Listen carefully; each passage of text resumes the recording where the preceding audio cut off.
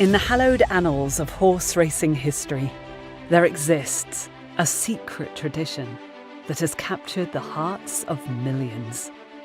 A legacy that weaves through time like a tapestry of valor and triumph.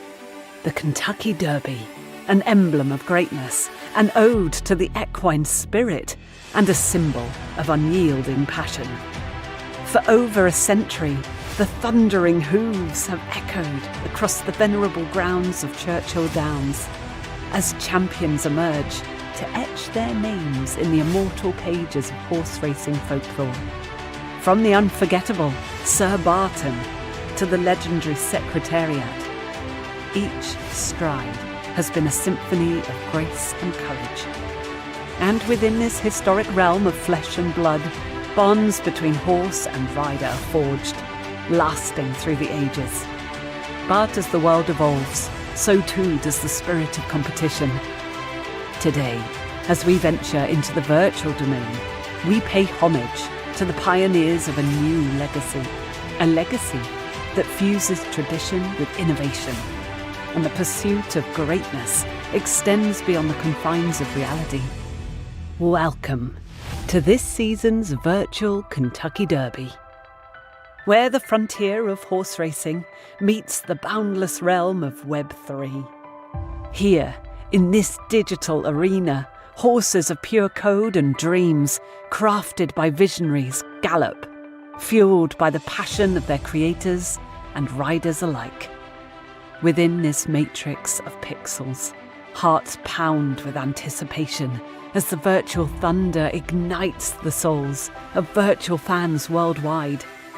The legacy of the Kentucky Derby is not only preserved, but elevated to new heights, where innovation and tradition intertwine in perfect harmony. As we celebrate the past and embrace the future, remember that the essence of horse racing lies not solely in the tangible, but in the intangible. The relentless spirit that transcends the realm of flesh, steel, and circuits. It's the desire to triumph, the will to conquer, and the dream of making history.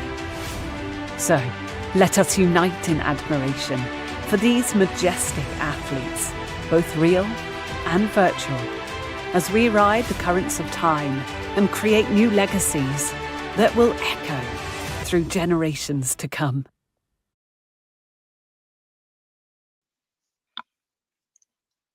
All righty.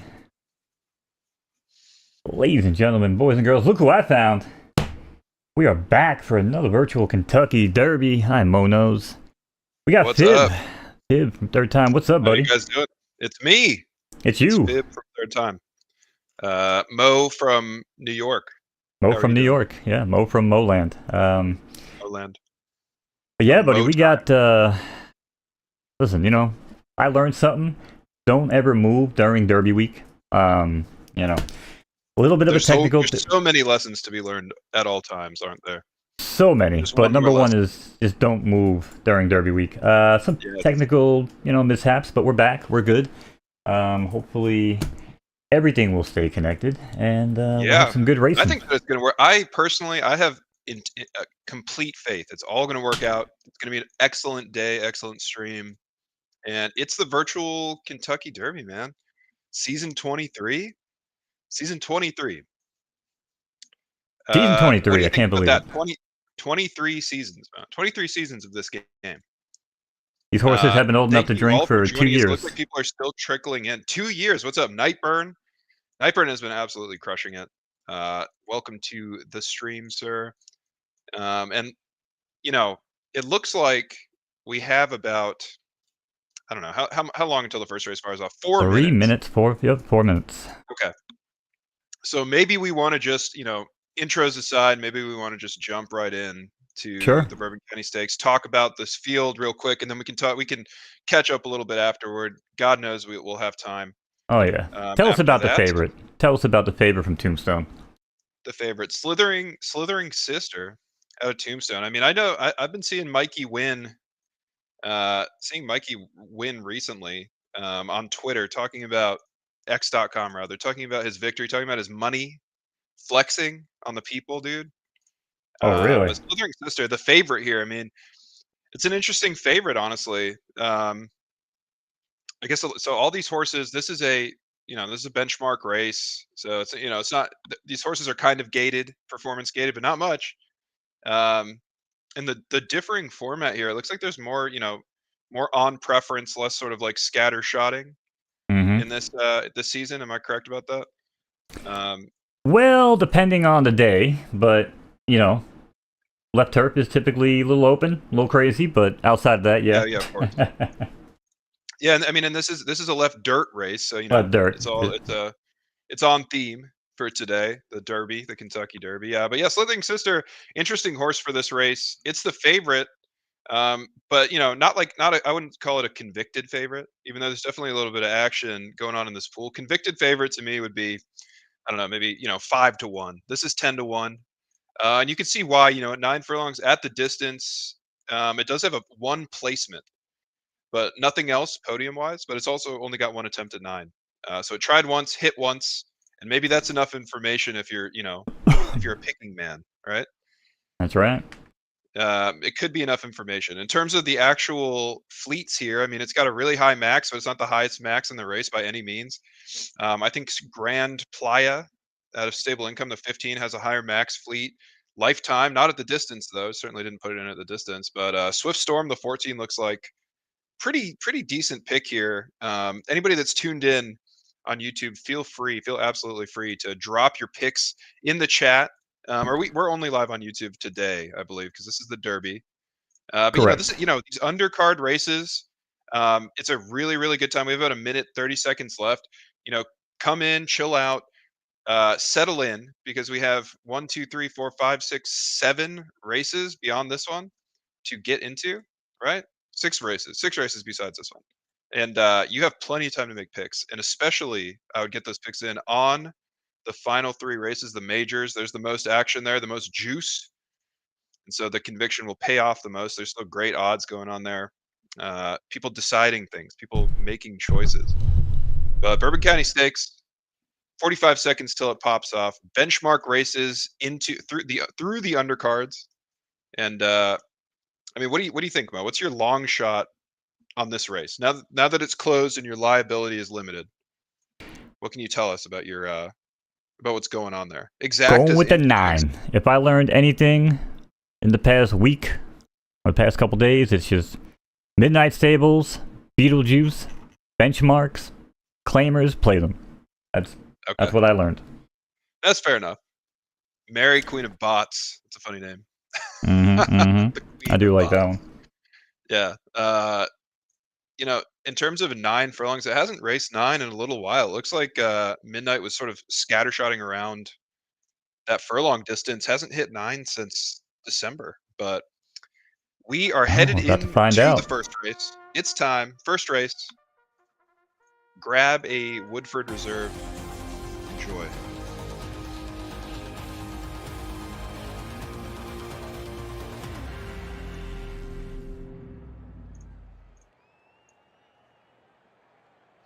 Online here.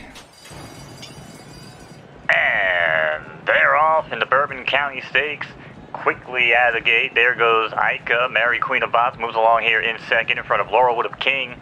Back to fourth in the early stage, that's Eden Rose, joined by Felix Hugh Carter in the 18 hole. And here comes the favorite, Slithering Sister, fresh out of Tombstone Stables. Out of the 17 hole, now gaining ground with every stride. But back up top, it's Ica and Speed Up Train. These two trying to hold it on as Ica now has built up a 4-length lead.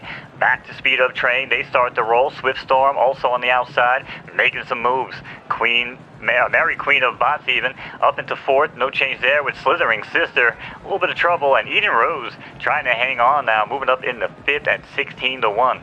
But back to the front of the pack as we make our way down the backstretch. It's Swift Storm who takes over the lead from Aka, who might be struggling here. Aka now going back the wrong way, leaving some room for Speed Up Train. Speed Up Train now moves up into second by default. Ica now into third, Slithering Sister, starting to get into the swing of things now, down the center of the track, step by step, now up into third, trying to take a crack at Speed of Train. Mary Queen of Bots, after that nice start, is now back into fifth, and Grande Playa is into sixth. Rolling from the back, new name here, but Swift Storm still the one to catch. Swift Storm there, but don't look now. Slithering Sister getting involved. It's Slithering Sister by a length. Swift Storm battles back, and here comes Mary Queen of Bots. Mary Queen of Bots, they say, at 9 furlongs, not the strongest, but sometimes you just gotta close your eyes and pick a name. Mary Queen of Bots now holding steady. Slithering Sister tries to battle on. One final push. Speed of Train. Mary Queen of Bots, though, is making me look real good here in the opener. It's gonna be Mary Queen of Bots. Beautiful run here from Midnight Stables over Slithering Sister and Speed of Train. Nice. And what is Mike Sowers taking home for second and third place there? Oh, we're just going to ignore the Mostradamus call of the week? Oh, no, I felt like that spoke for itself, don't you? I feel like that was best name wins. Yeah, it was a name angle. You just have to, sometimes you just got to get it on the right name. You got to get it on the right idea, you know? Name, Horse racing is a game angle, of ideas baby. on some level, on some small level, right? Mary Queen of Bots takes it Midnight Stables, a Midnight Stables victory, and Mo predicted a Midnight Stables victory just because winners just keep winning. You know, winners win, right? And Midnight Stables has been winning insanely. Tombstone, also Mikey, up there, second and third. Swift Storm with Dryny, and then Black Matriarch rounding it out. Just a bunch of crown for Mike, dude. What is it? Like 1,200 crown? 1,200 crown for Mike. 1,200 crown, And, nothing to scoff at. For a free roll, by the way. 300 less crown than the winner in this race, so not bad at all. Bourbon County Stakes, man. In the books. Put it in the books. Put it in the books.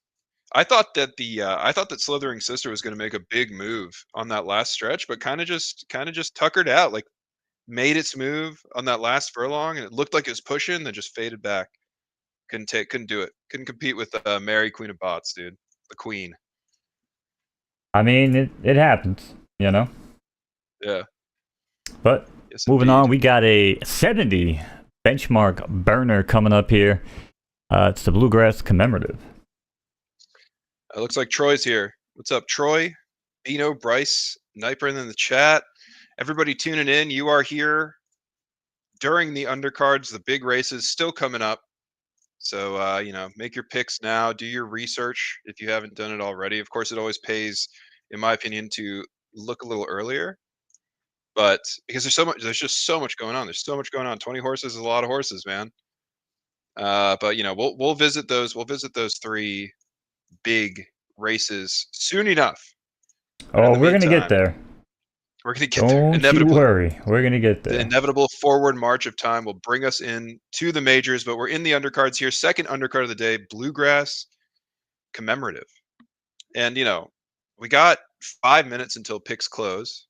So let's talk about this season, Mo. And how has this season been for you? And anybody tuning in, how have you done this season? What are your ups and downs? I want to know, because we have a lot of big stuff coming up. Big changes, turning the schedule upside down. Bryce is a madman. He's always cooking stuff up, and we definitely have a lot of stuff coming. So I want to know what you thought of the season. Would you like me to answer this like I'm on my channel, or like we're on the official? No, I'm looking. Honestly, man, I say it every time I stream, dude. Like, I love photo finish. I wake up every morning, I make coffee, I watch races. And now I'm still racing 50-something horses at the end of the season. So, wow. Do you even race, bro? Like, I'm out there. Like, we're hitting the claimers. 50 horses at the end of the season. So, yeah, you're attacking. I mean, one thing that I've heard through Bryce is the allowance and the claimer leaderboards have really been a popular endeavor for players this season. It seems like it's worked out well. Yes, I think there are some caveats that come with that. Like trying to find some stakes races maybe, because everyone's attacking allowances now at the end of the season, which again I understand, because we have our stakes in the first couple weeks, and that's like you know, what you're making the push for, but now you have another opportunity when it seems like, oh, I have nothing to do. Instead, you know, I actually think it's a good the end of idea. the season. People have but been running stakes all season. They kind of feel right, like they know. Like when they see another horse out there at this point, you know, they're like, hmm. So yeah, like now people duck yeah, 1 second screw. You know, 1 second screw, left dirt, salt, magician. You know, right. you know, he's still running. You know, I got Larry out there. Those are my 2 big ones. Very profitable season. As you know, I also run syndicates, and you know, we tend to have a lot of those horses that people are like, hey, I want to watch him run. I'm like, all right, what's coming out of your pocket? It ain't coming out of mine. So, you know, when we talk about these things on even on the other shows, yeah, I mean, dude, I think PFL is in the best spot it's ever been race wise. We now have progression, which again I always say is a huge shout out to Bryce on that. No disrespect to you, but you know, Bryce is the guy at the track. He's the horse guy. He understands racing funnels, and you know that was always something we talked about. The schedule is totally Bryce and Paul Fleetwood. These are the 2. Yep. Bryce puts it together kind of, and Paul Fleetwood makes it happen. Essentially, seems like how it kind of works. Well, schedule is only half of it, though. Maybe trims a little bit of the financials or something. Right. Yeah, but on the racing funnel itself, again, where it was like, oh, I raced my horse and now I just hit my head against the ceiling and I have nowhere to go. You used to park that horse. Now it's like, oh, now I have progression side to side. I can move maybe to a non-winners of 2. I can move maybe to, you know, after my claimer, or after my maiden rather, maybe I can slide into a stakes. Maybe I go to a allowance. Maybe I go directly to a claimer because I didn't like the way he ran, and I just want to try to, you know, attack that leaderboard. Like there's so many ways now. We didn't have that a year ago. We didn't have it 6 months ago. You know, it's a whole different world, and I think it's better than ever. You know, just we need realistic expectations. I think at the top and at the bottom. You know, and I think that will make everything silky smooth. But no complaints here. You know, no complaints. Yeah, I think, you know, it's like I feel like it's kind of like a refinement. Like the last few seasons, or maybe last 3 or 4 seasons, I guess, have been kind of a refinement on top of some core ideas we introduced a little while ago. But then there is going to be like there's kind of another shakeup coming. I mean, there's a lot of things happening in season 25, right? Like, I mean, you know, picks are going to close in a minute, but Legacy Cup, horses die, right? The great pasture in the sky opens up, right? And I don't know. There's a lot of things that kind of go along with that, I think. And plus some of the things that Bryce is cooking, just making it as fun and as exciting to race. You know, progression, just seeing what your horse can do and having places to go. I mean, all these, you know, you understand how it is. But so looking at the chat, it looks like Beetlejuice has been absolutely decimating the claimers circuit. Can we get a confirmation or denial there? Yeah, I have a new. I have my first line of merch coming. It's WWBC T-shirts and wristbands. What would Beetlejuice claim? What would Beetlejuice claim? Yes. Because now, every time I race and I put my horse in the claimer, you know, a lot of times I race mediocre, low tier stuff, but there's a few horses where I'm like, oh, like somebody said in chat, stake season's over. Let me try to go into a high end claimer. He stole one of my favorite breeds. I have multiple clones of it, but he stole one of my favorite breeds for an A+ for $100. Now, you know, not bad considering it was bred in house and all the numbers align, right? But still, it kind of hurt to know that like that horse got claimed from me, and then he had it claimed from him the following race for the same $100. So, listen, it's the beauty of it, man. But no, Beetlejuice is he's killing like, it. Is that what happens? You know, if Beetlejuice, you know, Beetlejuice is making a name for himself. It's sort of like crypto trading or something. It's like he's got the eye, and then so once he claims something, you know, and he goes into a claimer race to progress. It's like everybody's going to be trying to claim his horse. Well, that, or you know, play the other devil's advocate side. I mean, he might be able to start dropping horses that shouldn't be claimed, and people will claim them just based on the name alone. Happens in the real world all the time. Right. So again, these narratives will start to build, and thankfully Beetlejuice is cool with me poking fun at him with the whole, you know, because I'm always like, damn you, Beetlejuice, you know, like, but it's, again, I love what he does, you know. Great sport. I mean, dude, I'm not surprised. I'll take it one step back. I'm not really surprised to hear of this dominance ever since we listened to that interview. And Beetlejuice was saying that he's basically, you know, sleeping 4 hours a night just so he can claim every single horse ever. Yep. You know, to some extent or another. You know, he's put in the time He's got the eye, and now he's making it happen. He's churning the claimer circuit, which is great, man. I think there's, and I agree. I think like the game theory of it is so cool. You know that I love claimers. If you guys have tuned into me and Mo, I've talked about claimers so much. I love claimers. I think it's the coolest type of race in the game. I think the progression there is super cool. Just something. It's kind of like constant, just something to always be doing and trying. And it's such a great way to learn, in my opinion, too. And sort of like low commitment. It can be. Well, you might Probably also the lowest discover commitment in the game. horses that don't belong there. I mean, I claimed, you know, and we're gonna look over this race here in a second, but like ROI opportunities are crazy. yeah, That's ROI the- is that's crazy. the- I mean, I spotted 3 or 4 deals at 400, claimed them. They won that race. They have multiple wins now on the claimer leaderboard. I went back and either got claimed for 20 or started winning 20 or 5K, Derby races. And yeah, sometimes I pull my own horses out and I put them in the stakes race because I'm like, wow, I didn't see that coming. And somebody else could have had that horse, you know? So, and the last thing I will say is somebody put a Sprinter Soccer, because you know I love Sprinter Soccer, put a Sprinter Soccer horse in a claimer. Me and one other person put a claim in. It was a $100 claimer. It was a filly. Didn't really run that well. But just, again, understanding what we do here on the virtual Kentucky Derby, we called Sprinter Soccer winning the virtual Kentucky Derby. Right. So when you see a horse like that in a $100 claimer as an S filly, you're like, huh, maybe there's just something to it. You look at the bloodline, right? Like, 'cause you just don't, if you go to those bloodlines and you click for sale, which is a beautiful feature, by the way, on the progeny page, you don't ever see Sprinter Soccer babies for sale. So the fact that you could have went and claimed one for $100 is almost like a whole different type of market. You know what I mean? And again, I don't want to spend too much time more on it, but just to talk about claimers, that's why I think they're so good. So I'm with you. Yeah, claimers are amazing. Yeah. Now, Bluegrass Commemorative did talk to me.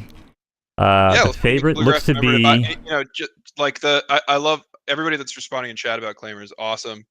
Yeah, it's replaced the marketplace. I think that it's a great way to use it's a great way to shop for horses.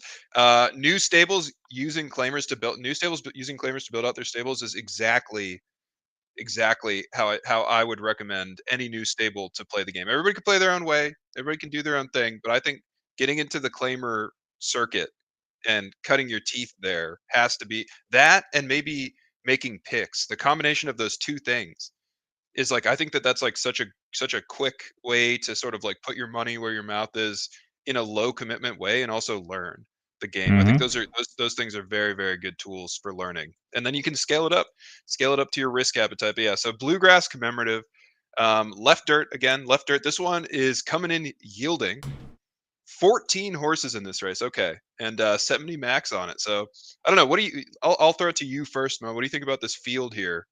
Second undercard of the night. Oh, I was 100% prepared for this. Let's go with the 4. Hoofy-handed, Midnight Stables, shocking absolutely nobody. Pointing the finger at the at the Midnight Stables horse.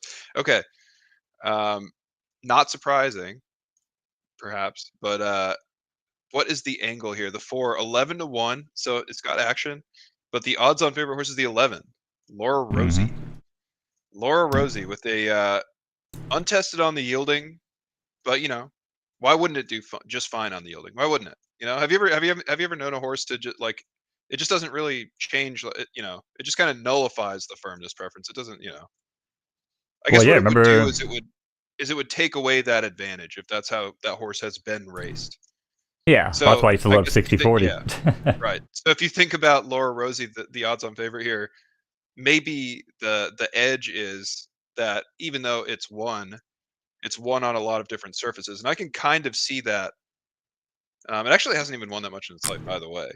It's won one time in its life, and it's the favorite. So maybe the people know something, man. I feel like people are so dialed in here. I feel like maybe I remember last time we did this broadcast, there were a bunch of blindside horses, and I would look at them on paper and be like, no. But they were like somehow the odds-on favorite, and then they would take it, and it's like, wow, okay, what am I missing? And with Laura Rosie, it proves that you know nothing, Fib Snow. That's right, I know. You nothing. know nothing. No, I'm just kidding. I know nothing. I'm kidding. What about Soon See Space though?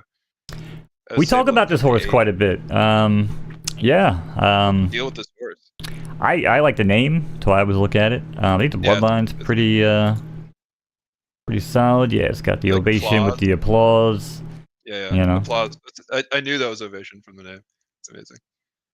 Yeah, and that's, but 1 per 21, 21 per 21, Doughboy would say. Sarafina, 0 for 20, but I feel like horse is always just running, Obviously not winning, but horse is always running for Driney. We actually watched Whoopi Handed run yesterday. Was it yesterday? The Mercury Dash? Yeah. Mercury Dash, yeah. And took second. Artemis. Okay. So yeah. It's got some it's got some competitive spirit. Yeah. Okay. I mean, it's got a great record. I like the 4. I think that's a good call. It's 11-1. I mean, why? I don't know. I don't really see. I don't see a good argument against that besides the preference. But yeah, if it's not one, it's the other. It's gonna be it'll be Beetlejuice or Midnight, in my opinion. It's 3 years old. It may not have even run the best race of its life yet. Right. Talk to production. Yeah, it looks like people are still trickling in. Bluegrass commemorative happening right now. Undercards. I hope you guys are enjoying your Saturday. It's Kentucky Derby Day, man. It's the top of the top of the season, the peak, right, of the season. Gonna end the season off tomorrow, of course, with a ton of juvenile races, right? That's right. And the timer, by the way, for anybody wondering, is for the virtual Kentucky Derby. The Big Kahuna race is 42 minutes away, but we have tons of other races in between here. Stop talking to me like it's my show. This is the official photo finish live production chat. Okay, I'm gonna need you guys to get in line and listen to Fib because it's his show. All right. There's some like sort of timing disparity that they're saying that they're talking about in chat. Well, no, because they must be the first month tuning in. We don't have the timer for each race. It's for the Kentucky Derby, and it's always been that way. So yeah. First time viewers, wow, incredible, exciting. Oh, now I see what they're saying, though. Okay, now I understand what they're saying. Okay, Fib, you need to correct me. What's the problem? That's because of the time change of it went back to 8 o'clock, so it's an hour 42. Now I understand, chat. Now I understand. Okay. Let it go. Let it go. We'll get that fixed. Production will take care of it. We have a one-man production team. We're really just trying to kill time until the Bluegrass, Fib. You know what I mean? Yeah, we mess up these things on purpose. No, it's okay. It's okay. Just add what is it? Add like 40 minutes to it or something. Yeah, well, I think what we normally used to do is just put a 1 in front of it, but Sure. Oddly enough, for anybody that streams, well, I'm just saying, oddly enough, for anybody that streams, you would think it would actually be easier to find, good functioning timers. But we've tried multiple that just had like the weirdest fonts. So yeah, this is kind of been our workaround, But it used to work when the race went off at 7 o'clock. Today, not so much. Now we have 2-hour shows. Another horse that got a ton of action, the 13. Before we dive in, I think like 20 seconds. 20 seconds. Fill the air. Real or not real? Fill the air. Park 13. What is the deal with this, man? What am I missing? I feel like maybe the edge, if I can distill it before this fires off in 5 seconds, it's that people have just seen this horse race. They know it. They've raced against this horse. So they see it out there and they're like, I'm picking that horse. But we're headed into it. Second undercard of the evening, Bluegrass commemorative. Mr. Mo at Churchill Downs live. It's time. It is time. Online here, as production continues to work on the back end. They're off and racing in the Bluegrass commemorative. Super Magic cruises along here in front of Sarafina. Back to third, that's a Pony Flame. Green Eyes Big in fourth behind that pack.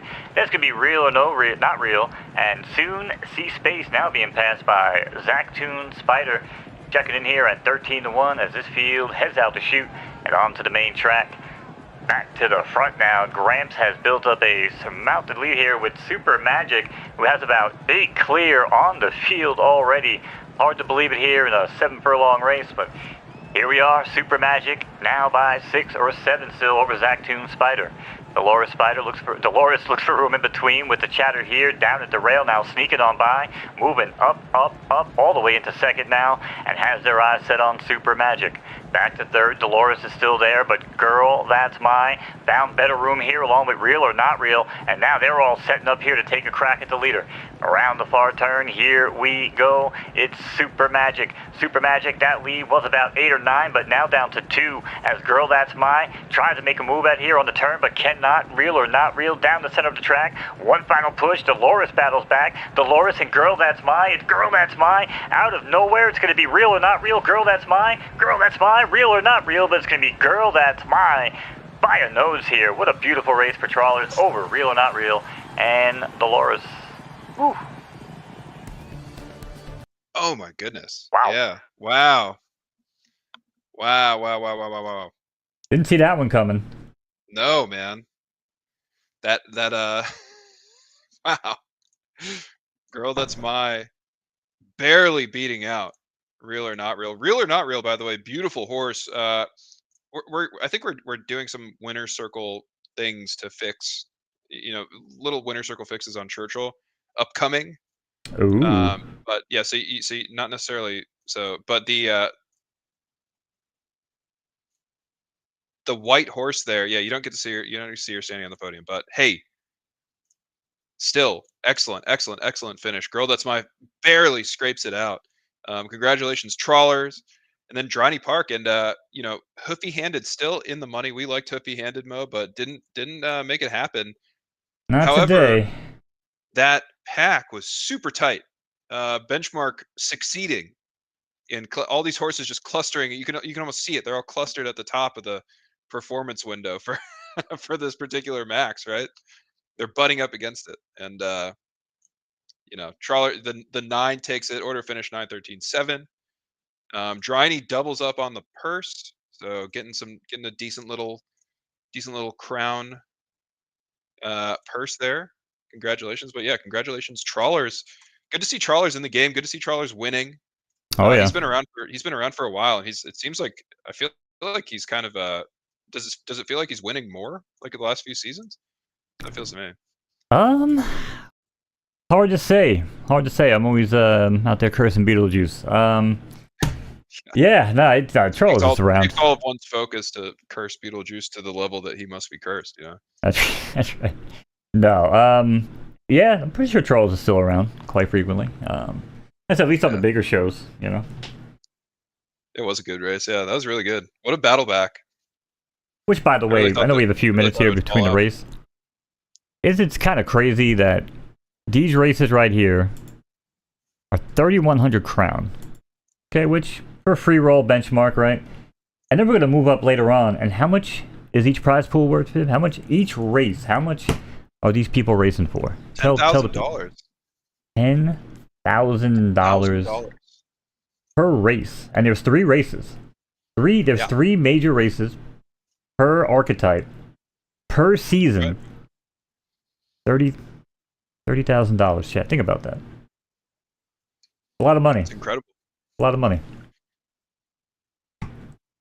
Pib, what would you do with 30,000? What would I do with $30,000? I mean, if I won first, second, and third, if I won first to fifth on the podium, I would. You won them all.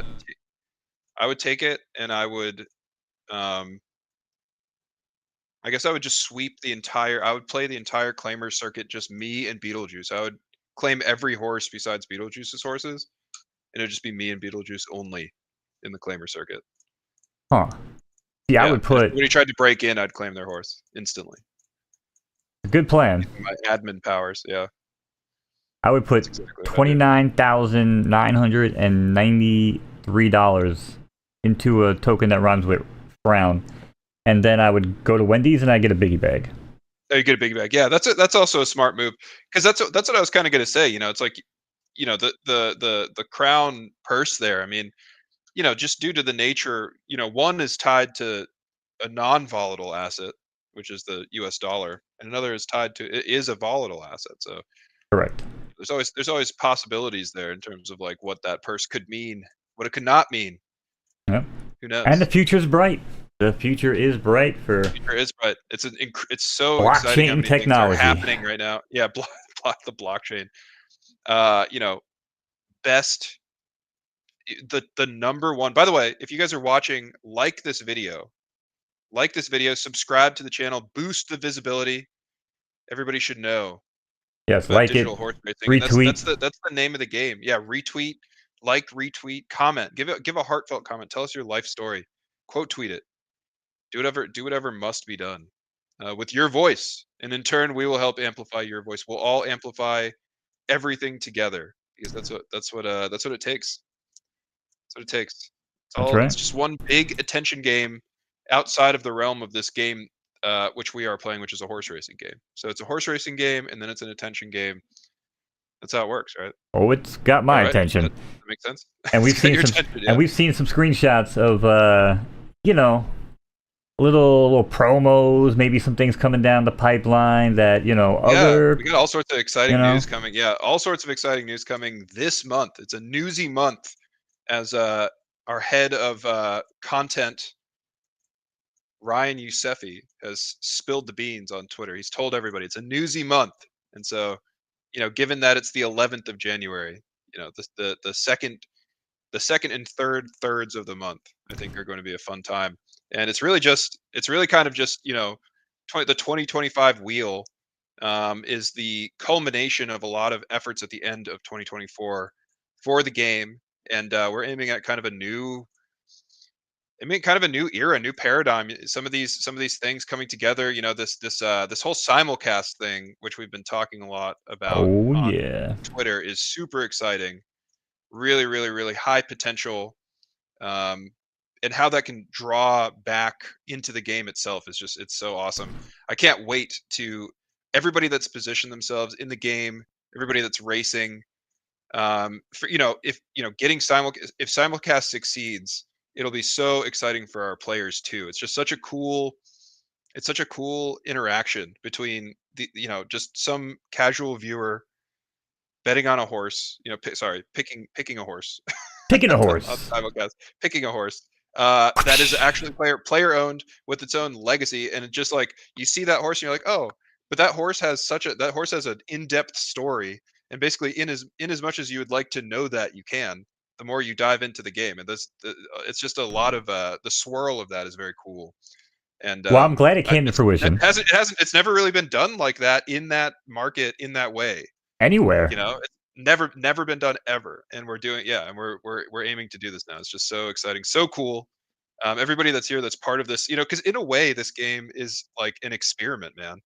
It's like one giant experiment, and we're all in it together. We're all pushing it. We're all making it go. Especially you guys, you know, you guys are the blood, and so Yeah. to be able to make the kind of infrastructure that can supercharge the blood is also super exciting too. So that's, you know, that's just one facet of what we're really focused on right now. But it's a great one. Super excited about that. So.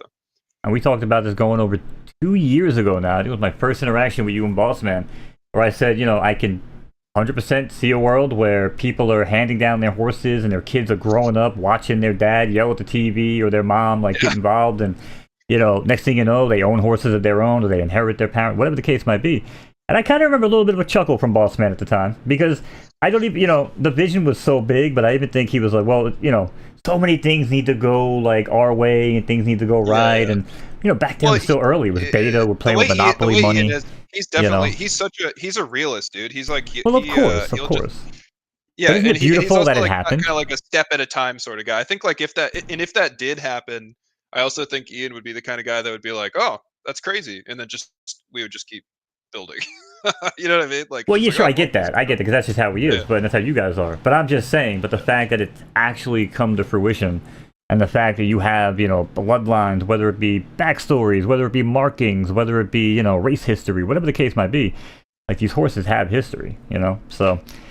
It's, by the way, let me call this out now. If you guys are tuned in, if you're watching, I guess the only way you could be watching on YouTube, drop your exotic picks into the chat before the race fires off. Now that the pick window is closed, I guess this is how we're going to do it. And Bryce is tracking whether your exotics, your exactas and your trifectas could hit, and I think he's doing Boss Stables giveaways. So I'm not going to spend too much time talking about that, but you can inquire further in chat, and we'll get that figured out for you. And just real quick, for anybody that thinks, Yeah, well, I just want to clear the air. Sometimes people think, oh, Boss Stables, horses maybe not that great, but I'm here to tell you that Henrietta came from Boss Stables, which was the mom to Henrietta's something, and then Sprinter Soccer, who won the virtual Kentucky Derby. So there is good blood in them orders. So you guys can get some good horses from Boss Stables. There's a lot of good matching, sort of like obscure bloodline PFPs. I'm not sure how obscure they are now, if they've matriculated through, but yeah. I'm just saying, people are like, oh, Frida, probably not that great. And I'm telling you, like, they're probably better than most of the horses in my barn. There's good horses. There's good horses, and they perpetuate. I'm sure that I'm sure I'd be interested to see. If there's any third party devs. I don't know if this exists now, or maybe it could exist on the site one day. I don't want to feature project some feature that we may never build, but like just seeing like a web, like a blood web, it sounds kind of kind of gross, but a genetic web of horses and how they've spread. It'd be interesting to see. There's some infographic like that. That'd be cool. Yeah, I feel like, and we'll look at the race here now, but I feel like there would have to be something at that point, especially once we start to get like, the bloodlines of 4, 5, 6, 7, 8 generations back.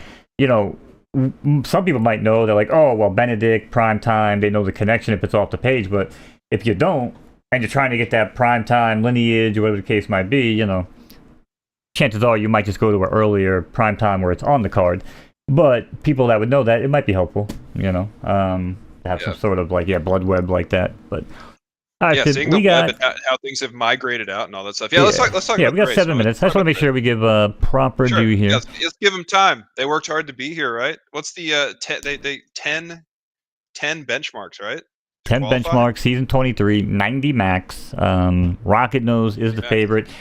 Surprise, Midnight Stables. And I said, it was who this man, I'm going to assume, this person, Midnight Stables, coming in incredibly dominant, just in terms of actual win percentage. There's you have stables that kind of got started early, got started big, have a ton of horses, and then there's stables that kind of came in a little bit after the initial gold rush and just worked their way up, and through skill and dominance and purse performance, and that's how I'd categorize Midnight.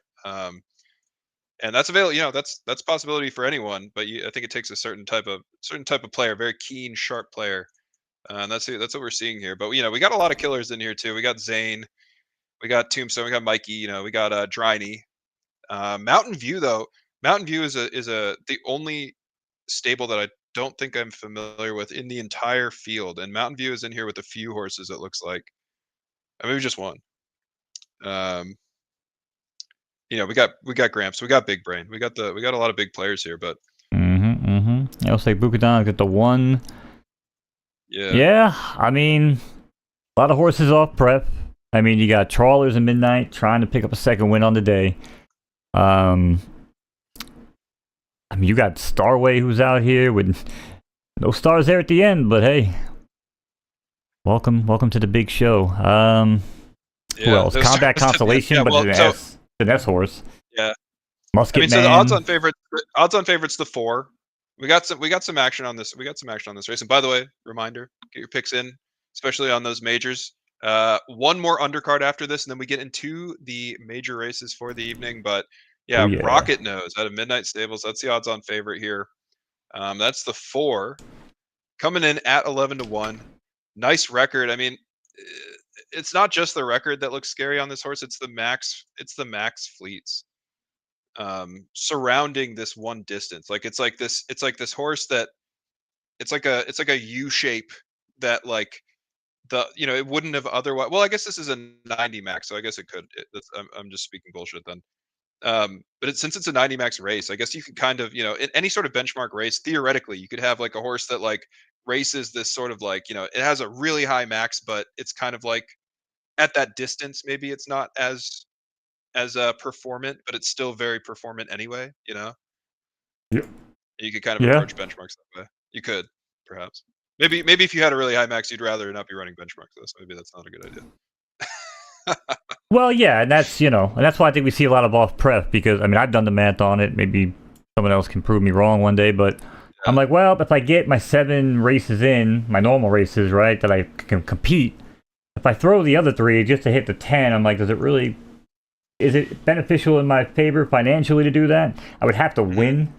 You know what I'm saying? And even then, like, I don't know. I tried, but trust me, I had 9 out of 10. 9 out of 10 with Morphin Time, and I would have loved to have seen that Honestly, Morpheus there's some baby. real killers in these. There's some killers in these series. I know. Dude. But they It's come like from not- all it's over, like you know? unique, It's fun, though. I love the benchmarks. I look forward to seeing what you guys do next. You Bryce guys and definitely your has something cooking there. So little you're gonna have to sneaky ask him carrots on a about stick. that. Yeah. Carrots on a stick. You know, it's just prizes to be won, prizes to play for. You know. I know. Like, listen. Hey, the gamification. Listen, you can't gamify PFL by putting rockets on the horse. You know what I mean? But you can gamify it by little ways like leaderboards and, you know, the daily login, get addicted to the click, click, click, click. Like, that's doable. That's easy gamification. You know what I'm saying? So, Yeah. tapping into So that. yeah, I mean, 100%. I kind of want to just, you know, actually no. So Mountain View does have 2 horses in this race. I'm not sure have you seen Mountain View's stable previous to this? Somebody give me a read on Mountain View. I'm not familiar with Mountain View. I used to work in Mountain View, Northern California.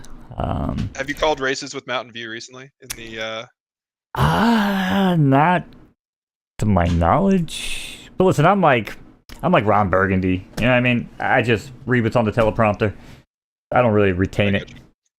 Yeah, I want to root for him because I haven't seen him up there myself yet. So I want to root for his horses. So. Yeah. But so I mean, let's take a look. Rocket Nose odds on favorite the 4. Really nice record lifetime. Really high fleets. But at this distance hasn't been as performant with a lot of data. 10 races at the distance. So, but still, among top horses here. I mean, but Rocket Nose. I mean, has Rocket Nose run in in big fields here? I don't really see big field performance out of this horse. I don't understand. I don't understand Rocket Nose besides the Midnight Stable stamp, which is strong enough and has actually made great picks in the past. We used to do the Soulmate Stables stamp. You know what I mean? That used to be the stamp, right? Well, listen, no matter what I say, no matter what you do, there's always going to be somebody in chat, somebody out there saying, "Oh, they're glazing, Listen, I was glazing Tombstone for the past 6 months. Like, that guy's been killing it too. Everybody, we stay glazing, Mike. Bro. Yeah, that's right. All right, well, listen, let's not get carried away. I mean, come on, dude. It's Mike Sowers. No, he's a famous poker player, Mike Sowers, dude. All right, listen, I'll glaze it one more time, okay? Just out in the open.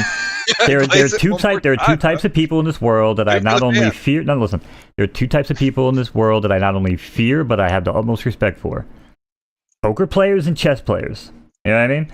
Okay, and because their minds are typically not functioning on the same level, like they're just higher caliber, and that's why the conversations I used to have with that guy and what he's doing today 100% add up. You know what I mean? And maybe one day I'll have these conversations with Mountain View and Bucadon. But today, Zane's a super smart guy. I'm a fan of Zane. I don't know Mountain View though, but somebody said in chat he sells a lot of nice horses, so maybe he has a lot of nice horses, and maybe he's racing a lot of nice horses. So he's racing. If you guys want to track that for your own purposes, for my purposes, he's racing 2 and 9. So we'll see what he does, because we're about to jump into this race, the Mint Julep Memorial, and God, I can still feel the hangover from the Derby in May from all those juleps, man. I used to think fondly on the phrase mint julep. Now there's a little twinge. But let's head down to the track and see how it runs.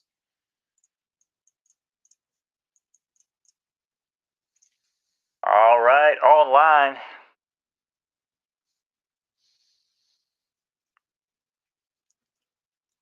And away they go. Quickly out of the gate, there goes Disturbing. Eagle Spirit moves along here in second. Lone Musket Man. Then back in fourth, that's Jackson Gore. Back fifth, that's Rocket Jambalaya and Pony Star. Going to round out the leaderboard here as they make their way around the turn. Ramp Stables up top trying to hold on, being attacked by Beetlejuice, Jackson Gore.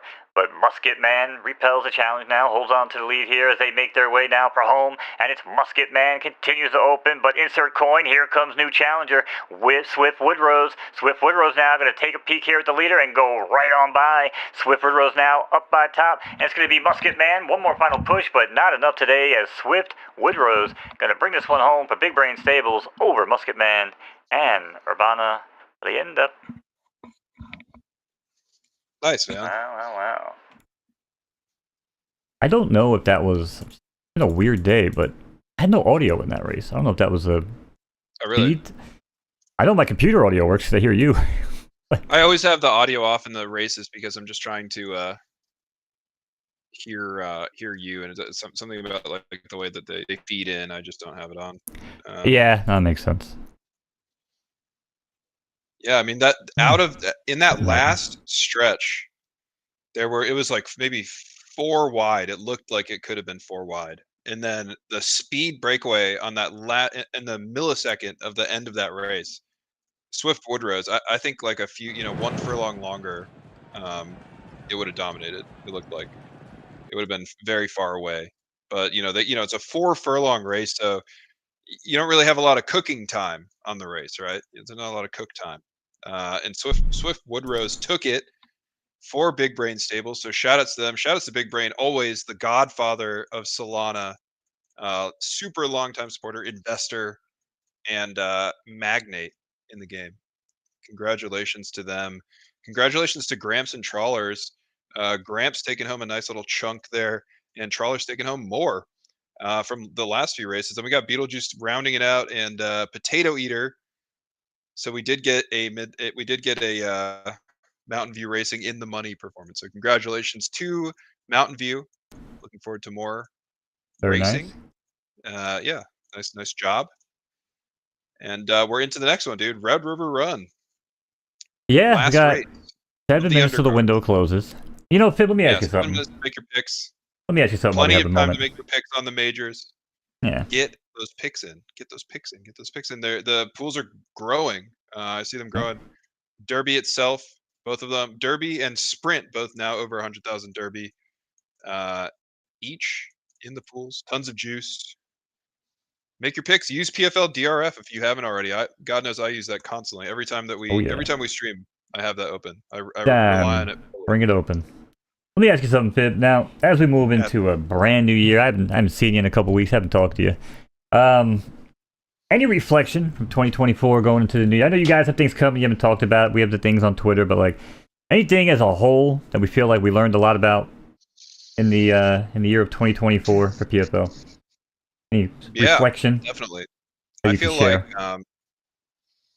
my personal view is going to be, we all have our roles at Third Time, and you guys have your own roles and views as players and people, of course.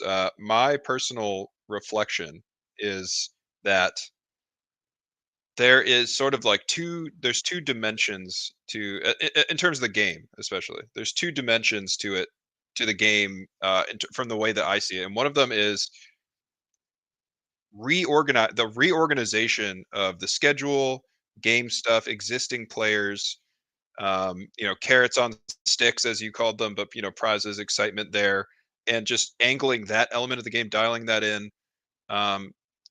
And then there's the visibility layer, which is like what people that don't understand the game see, like sort of almost if you like, it was like an architecture, like a building, right, that is Photo Finish Live, the site, you know what I mean? And Mhm. it can be a pretty cavernous experience, and it has been, and it like over the time that it's existed, and most horse racing sites are, most a lot of games that are this in depth tend to be cavernous in this metaphor that I'm making, basically, where if you just look at the surface, say like the surface is just the home page, there's so much going on, right?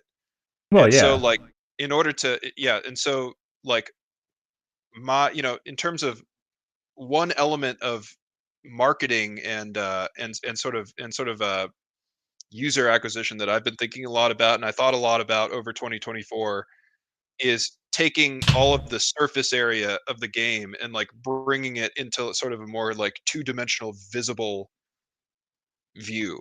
Well, bringing it to the I don't know if masses that makes almost, sense. like, Bringing it to the masses, 'cause we just weren't making the ready. game, Oh, taking the, it's like this, and what it means to have the surface of the game more the depth of the game more available on the surface. right. And that's, I feel like that's something that we have learned a lot about over 2024. We've learned a lot about marketing. We've learned a lot about just general, basically, the crown stimmy era and what that looked like unwinding, and how we've sort of like galvanized in that also was a huge, just a huge learning experience and process. I don't know, there's so many general things that I feel like we've learned, but it's been really, really, I feel like it's been an awesome year in general. It's been great for me particularly, and I don't know. I'm hoping, but I also think that 2024 was sort of it almost feels like sort of an intermission year, um, in terms of what is coming, what can happen. Even though so much happened Ah, at we the were front end of cooking. it, but I don't Nah, remember. man, let it cook. We were cooking. That was so far away. How could I possibly Yeah. remember the beginning of 2024? I I'm, just you know, remember the I, last few months of 2024. That's what I remember. I mean, So, I ask because we went through a lot. Again, like reorganization. We knew you make any changes, there's going to be opposition on both sides, and for you guys, it's trying to find the balance of, fill us in on what the hell's going on, but you also can't reveal too much, and break the game, right? So there's always got to be that little cat and mouse of like, what do we learn? What can't you tell us? Type of deal. And listen, the carrot on the stick, by the way, and then we'll move on to the race when the window closes. But the carrot on the stick is it's not a knock. I'm not using it as like an insult to you guys. I'm just saying that. it's just a metaphor. It's just a quick. It's like a shorthand. I'd say the carrot on Well, stick. just the carrot on the stick to me is like, and it's a horse. It's a horse metaphor. Is that like you put a horse on a stick in front of a horse rather, and you just have the horse run, and he keeps running towards the carrot. He tries to get it so he can eat it. But like, it's the same thing for us. Like, you just have to find a new ways to be like, oh, I don't have a race this morning, but I have to log in and check in on this, or I have to log in and do that. Almost, again, not like a chore, but where it's like, oh, it's worth it. You know what I mean? Like, again, whatever it might be. I want to bring up another thing your question really got me ruminating, Mo. It's like another thing that I feel like a lot of 2024 was spent kind of messing with and understanding and learning was artificial intelligence. I feel like that was like the theme of the year to me, where like how we've come to integrate that into our development process, how the world has come to integrate it more into more and more stuff, how you can integrate it into market, how you can integrate it into basically anything. And I feel like maybe that's going to be the theme of the decade, or maybe the next millennia. Who knows? But that was definitely getting around that, and like letting your brain come to terms with what's possible with that, and now sort of like how we're able to integrate elements of our development process with it. I think that's one of the big 2024 takeaways. Oh, sure. And I don't know if you follow the CES show, but Nvidia bombshell announcement, man, like with their supercomputer, and they got this other quantum chip or whatever they're working on for like some server that could do crazy numbers. But even this little micro supercomputer that they're making, they're saying that it can run like your whole LLMs and all your modules and everything for AI like locally. Like, you don't even need to have like the processing and everything done out, because that's the expensive part, right? Is when you start having to have everything done. Because like that little supercomputer could be what replaces me as a race caller, on PFL, right? Because now it's like the little supercomputer is like the enemy of all AGI services and wrappers. Potentially, but I'm just saying. But like having that type of power, structure regarding is going to be really, really crazy. So it's no, listen, I'm with okay there. I mean, I'm a wannabe dev. I've been doing it. I dipped my toes in the water for 30 years now, but yeah, it's this quantum computing stuff that's about to take place, and it's absolutely going to change everything that we know. But let's see what we know. Let's see what AI can do. That figuring out this race maybe. Red River Run, Fib. Pick Yeah, windows are I'm sure. closed. Actually, we even have nowadays. We even have an AI agent that analyzes the races, right? Right. I forgot the name exactly. I was following it on the account. What? AI Paddock or? It's like yeah, maybe it's Paddock. It's not Paddock AI. It's called like Photo Finish agent or something. I forgot. Oh yeah, yeah, yeah. Pretty, That was a new yeah, one it recently. Yeah, analyzes fields. Yeah, and it'll tell you yeah. what it thinks, which is great, which is amazing. I mean, if you were to integrate like the which is maybe it's even too powerful, but I don't think that it has like the kind of hit rate that we're really scared of. And also the way our game is designed, it itself is like sort of cavernous enough that I think that it would be hard for a chatbot to really get around it, even with the data that you guys see. There's too much. There's too much Yeah, to. there's. Yeah, it's a good. It's good. It's emergent. I feel faith in that. But Well, we'll put it to the test. Maybe on some After Dark stuff. Maybe I'll have well, to do everything's gonna be battle put the to the bot. test. You know what I mean? Where we Every do picks against the AI and see who wins. right. We'll make it happen. You know what I mean? But on Yes. this race alone, though, looks like Spilled Latte closed as the favorite. Yeah. So yeah, I mean, so this is the Red River Run. This is a long one. That was a very short race previously. The Mint Julep. This is 11 furlongs, so quite long. 70 max uh, benchmark rating on all these horses, and we have a nice, almost a full field here. 16 out of 18. Bunny Slope out of Beetlejuice Stables, the 13 is the odds-on favorite. No wins on Bunny Slope, but still. I'm showing At the least 4 the at the favorite. Is that distance. wrong? At the distance. Sorry. Oh, okay.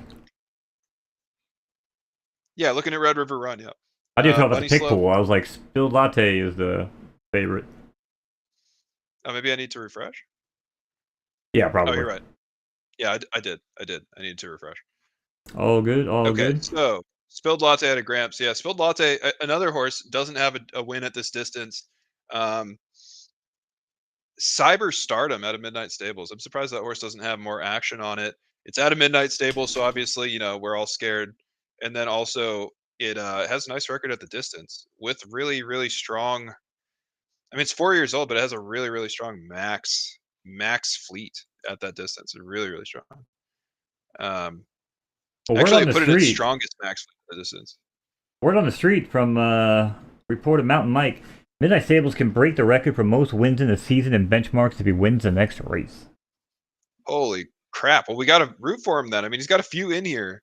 Cyber Stardom, Ant in the Night, also looking pretty fearsome. I mean, he's putting in a lot of horses here at the distance that have these maxes that exceed that 70 by quite a bit, even the average, but has raced down into them. Found like sort of this like benchmark performance at 70 max and put in what it takes to take it, man. So I don't know. I mean, who else is getting action in here? Who are the contenders here? I mean, it's really heavily weighted on Spilled Latte though to Gramps, and Spilled Latte. 5 got some action. 13, 14. Yeah, but four is the favorite. And 4 doesn't have a win at the distance, but does have a nice max speed. But not as high as not as high as the 2 midnight entries. That's for sure. Absolutely not. Lucky Maiden, Waveless. I mean, is it the long game? Is like these horses look so good on this race. I kind of feel like he could take it. I feel like he's set up well for this. But I mean, we got a little action on the 10, Jar Jar Binks, who's the best character of all time in Star Wars, right? Jar Jar Binks. Driney Park, the 10. I kind of like that one. I'm now Flirt up to High. 17 times trying to finish Star Wars and falling asleep. 17. Really, Star Wars. Which one though? Which one? Any of them.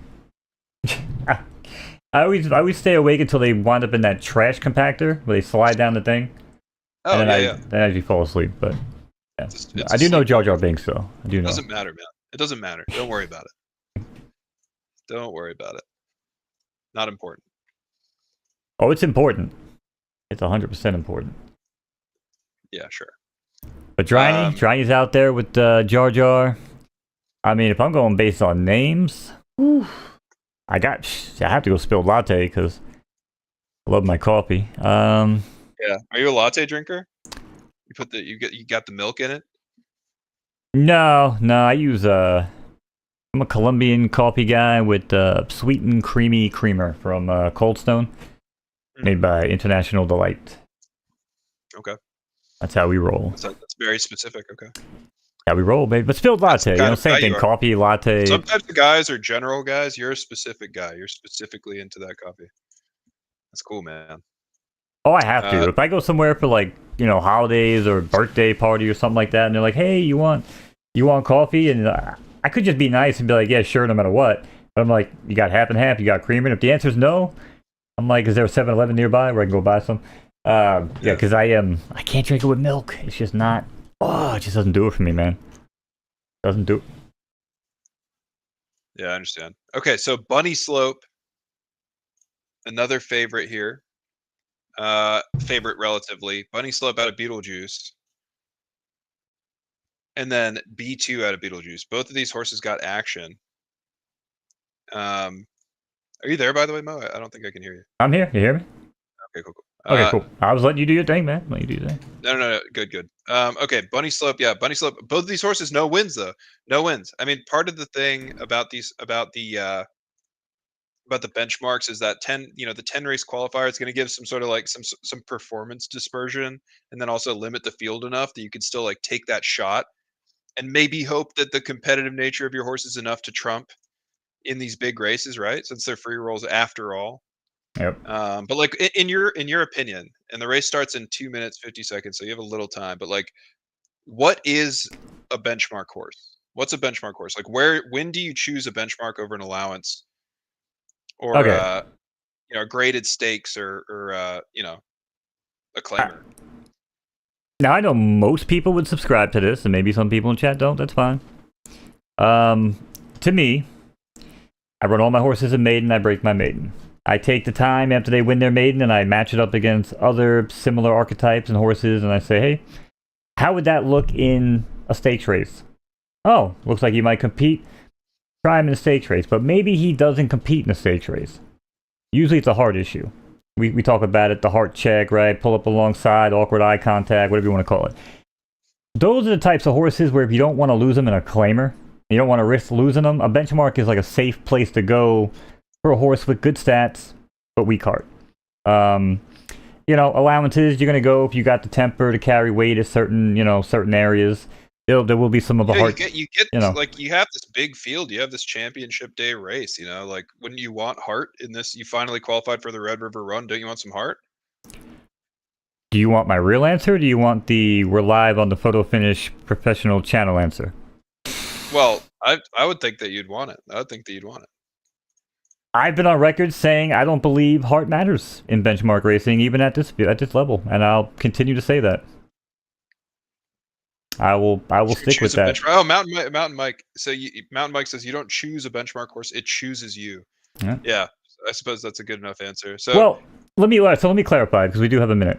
So when I look at heart, I say, okay, there's two levels of heart. Does the race type itself require it? And who else is in the race? Because again, if you get into these stakes races where it's almost like a requirement, or the open graded, racing, those, it's like a required. Your horse just never even tries to show up. And then on top of it, you have to go to the horse by horse comparison, even live during the race, when these horses are now competing against each other side by side.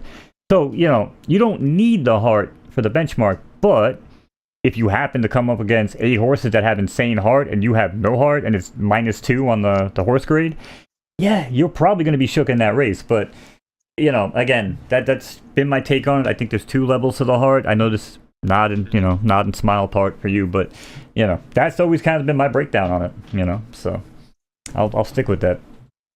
So you do it based on heart is the answer, basically. You're like, correct. If I think this horse is performant but low heart, I'm going to race him. Correct. Benchmarks. Yep. Okay. Well, fair enough. And with that, it's time. It's raining, by the way, at Churchill now. Rain has broken out on the track, and it's time for the Red River Run, which maybe that's what the track looks like with all this red dirt. It's not really red. All right. Thank you again, Fib. Appreciate everybody tuning in here for the virtual Kentucky Derby Day. It's the Red River Run, live from virtual Churchill Downs, and it is free poncho day here. So stay dry, Jar Jar Binks quickly out of the gate. Love Be Me now keep the peace moving along with him. Everywhere out for fourth in front of Waveless and Beetlejuice runner B2 showing some love out there to the Beetle. Out there in the 14th position now in the 6th hole. We go around the opening turn, it's 11 furlonger, and back to the front, it's Jar Jar Binks. Jar Jar Binks chiming in 12-1, has about 2.5 over Keep the Peace. Another break of 3 back to B2, and everywhere is looking a little crazy out there, a little erratic, back the wrong way, but leaving the door wide open now for Auntie Miss Ree and B2.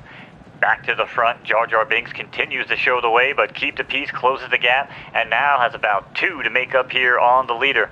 5 more back to Auntie Miss Ree. She starts to roll. B2 trying to go with her everywhere. After that weird mishap there, is now back in the fray, up in the 5th, and Lucky Maiden. New name here on the board. We got a half mile in the books, 51 and change, but Jar Jar Binks now pulling away one more time from Keep the Peace. Keep the Peace, trying to hold sway here, but now has about 4 from the leader. B2 looking good down the center of the track. Lucky Maiden now off the rail down the center, also trying to find some racing room along with Everywhere. Everywhere, man. I've been everywhere, man. This race now is coming down to the backstretch, 3/4 and 116, and Jar Jar Binks is still up top. Nobody has yet to have the cojones to attack this leader, but Jar Jar Binks now taking his field into the far turn. Jar Jar Binks, Keep the Peace in B2, closest thing to him. Lucky Maiden after that nice little mid-race move, going the wrong way. It looks like it could be down to B2 and Jar Jar Binks. Round the far turn, stay tuned and find out. It's 1 mile and 142, and Jar Jar Binks trying to bring this one home at ease. B2 now has some room to make up. Down the center of the track one more time. It feels like the 6th time is Lucky Maiden. Here comes Lucky Maiden and Torridon. Torridon now pouring it on. And B2 off the rail one more time with Jar Jar Binks, but it's going to be too little too late. Jar Jar Binks says, I'll send you a postcard. I'm out of here. Peace. Jar Jar Binks bringing it home for Dryny over B2 and Torridon. That was a Beetlejuice sandwich with Dryny bread. It looks like Midnight's gonna have to, wait till the next round of benchmarks, huh? Guess so. Unless there's a benchmark tomorrow. Well, if we're talking free rolls. Oh, I didn't know if it was. I thought it was like benchmark wins. I didn't know it was free. It's just pure benchmark wins, then yeah, there's plenty of opportunities for that. Yeah. Right. But yeah, congratulations, Jar Jar Binks, the Dryny sandwich. 10-14-1 order of finish. Jar Jar Binks taking it along with Torden. Congratulations, Dryny. Already has racked up over 2K, I think, crown on the day. With all his winnings, maybe a little under. Very nice though. Beetlejuice taking second there, in the money. Nice little payday. 430 crown. Why not? Why not in the 70 max benchmark race? Get a little bit of crown for your horse, and then 4th and 5th, rounding it out with what's the order? What's the order there? Another Dryny. Okay, so Dryny got 3 spots in the money there, and then Keep the Peace, Midnight, still in the money. Who's surprised at this point? I guess nobody. And we are through the undercards, ladies and gentlemen. We are now into the big boy races. $30,000 ahead of us. Over the course of 3 purses, $30,000. Nice day to win some derby, is it not? Saturday evening, where we are at. If you're tuning in from another part of the world, we're happy that you're here with us. We hope that it's an acceptable time on some level for you, and that you are comfortable and have your beverage of choice, perhaps. Oh yeah, because it's time now. It's time now. Actually, well, it's not really time now. Not quite. Yeah, we're gonna get there. Time now. We're in the real meat and potatoes. The appetizers, the first few courses of appetizers are complete. We are in the entree now. And apparently, all 3 major pick pools over 100K. So that's insane. Thanks to Bryce, our man on the street. Bryce, you can always ping me on Discord if you have any info like that you want to get across to the channel. That's our little production room there. Fib, you know what we're gonna do? A little bit of a longer show. Let's maybe just some new players. We haven't shown this video in a while. We have a few minutes. Let's do the old what is PFL? We'll be right back, chat. Grab a drink, go to the bathroom. We got some big racing coming up here. We're back in 2 minutes. Check this out. Welcome to the thrilling world of Photo Finish Live, the revolutionary virtual horse racing ecosystem that brings the excitement of real horse racing straight to your fingertips. Brought to life by Third Time Entertainment, Photo Finish Live offers a unique and immersive experience like no other. Picture this, you're not just a spectator, you're a real-life owner and breeder of horses in this captivating virtual world. Engage in heart-pounding races against other players, where real money is on the line. The stakes are high, and the rewards are yours for the taking. There's a host of innovations that set Photo Finish apart from the competition, such as the most advanced genetic breeding algorithm in the world and the ability to own racetracks and share their monetary rewards. In Photo Finish, you will create generations and generations of unique offspring, each carrying a legacy of its ancestors. The true-to-life genetics system offers endless possibilities for breeding, and your decisions will determine the future champions of the track. All the while owning a proportional share in a racetrack via Crown, our cryptocurrency, allows you to share the game's success. Step into a world where 4 weeks in real life correspond to one in-game year. Witness the passage of time as each new season brings fresh opportunities and challenges. Thousands of races await you in every season, from entry-level maiden races to the highest-stakes premier graded events. Horses of every level and price point have a chance to hit the podium and breed up over time. With its commitment to realism, Photo Finish Live brings the thrill of horse racing to life. As the seasons pass, horses retire to breed and eventually die, mirroring real-world horse racing to ensure long-term sustainability. Embrace renewed opportunities to showcase your skills and strategies, ensuring the excitement never ends. Are you ready to start your legacy in the world of Photo Finish Live? The tracks await, the competition beckons, and fame and fortune favor the bold. Become a part of this one-of-a-kind virtual horse racing ecosystem and let your dreams run wild. Join us today and embark on an unforgettable journey. The Sport of Kings awaits your presence in Photo Finish Live.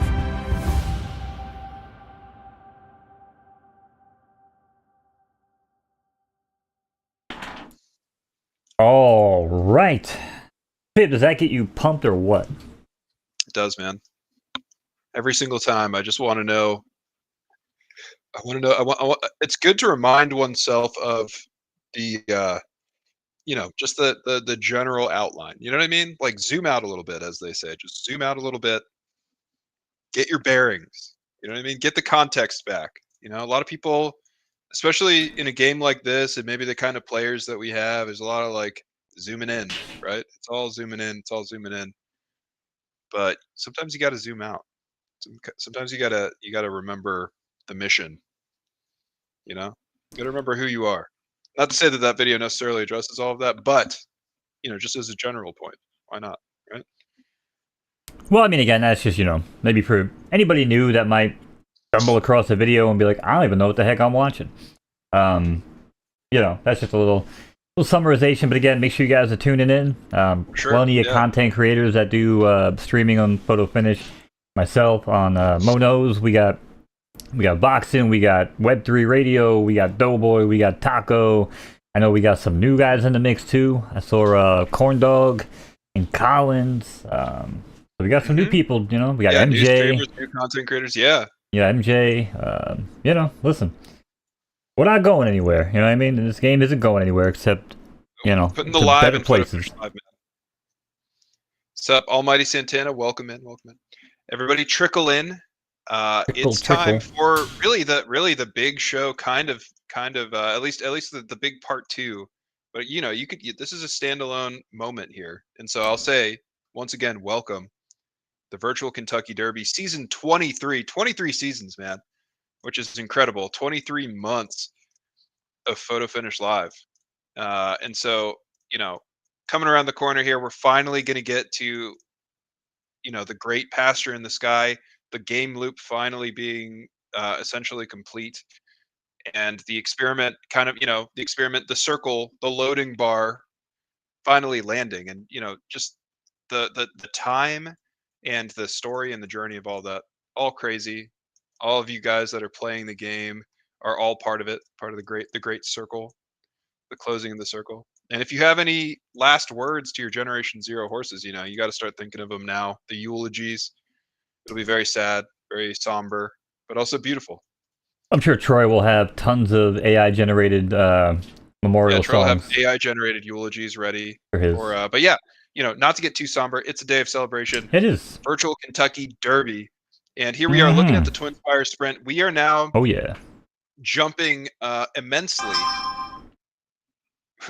We are jumping immensely in stakes here. Are we not, Mo? Yes. Now is when that hard check is going to come into play. Okay. This is where you want to have that Gene Hackman of a horse. I mean, in a way, everything's going to kind of come into play. Just some things more than others, right? It's the top of the top of the top. A lot of these horses kind of have, basically everybody that's competing here kind of has what they need, but you have to have a lot more than that too, right? In order to take these races, it's the X factor. Like what pushes you over the top. You know what I mean? Troy says, be sure to shout out Germany and Great Britain tuning in droves. They love PFL. Well, heck yeah. Shout outs to you guys. Shout outs to Western Europe in general. We love Germany, Great Britain, especially the ones that use sign-up code MO for any PFL signups. We appreciate that. Listen on Web3 Radio. Okay. That's right. Mo codes, Mo knows. That's right. MO. Yeah. Yeah, what is your MO, dude? Has anybody ever asked you that? Mirandus apparatus? What was it called? Yeah, your modus operandi, yeah. Not operandi. My MO has always been the same, brother. I'm just...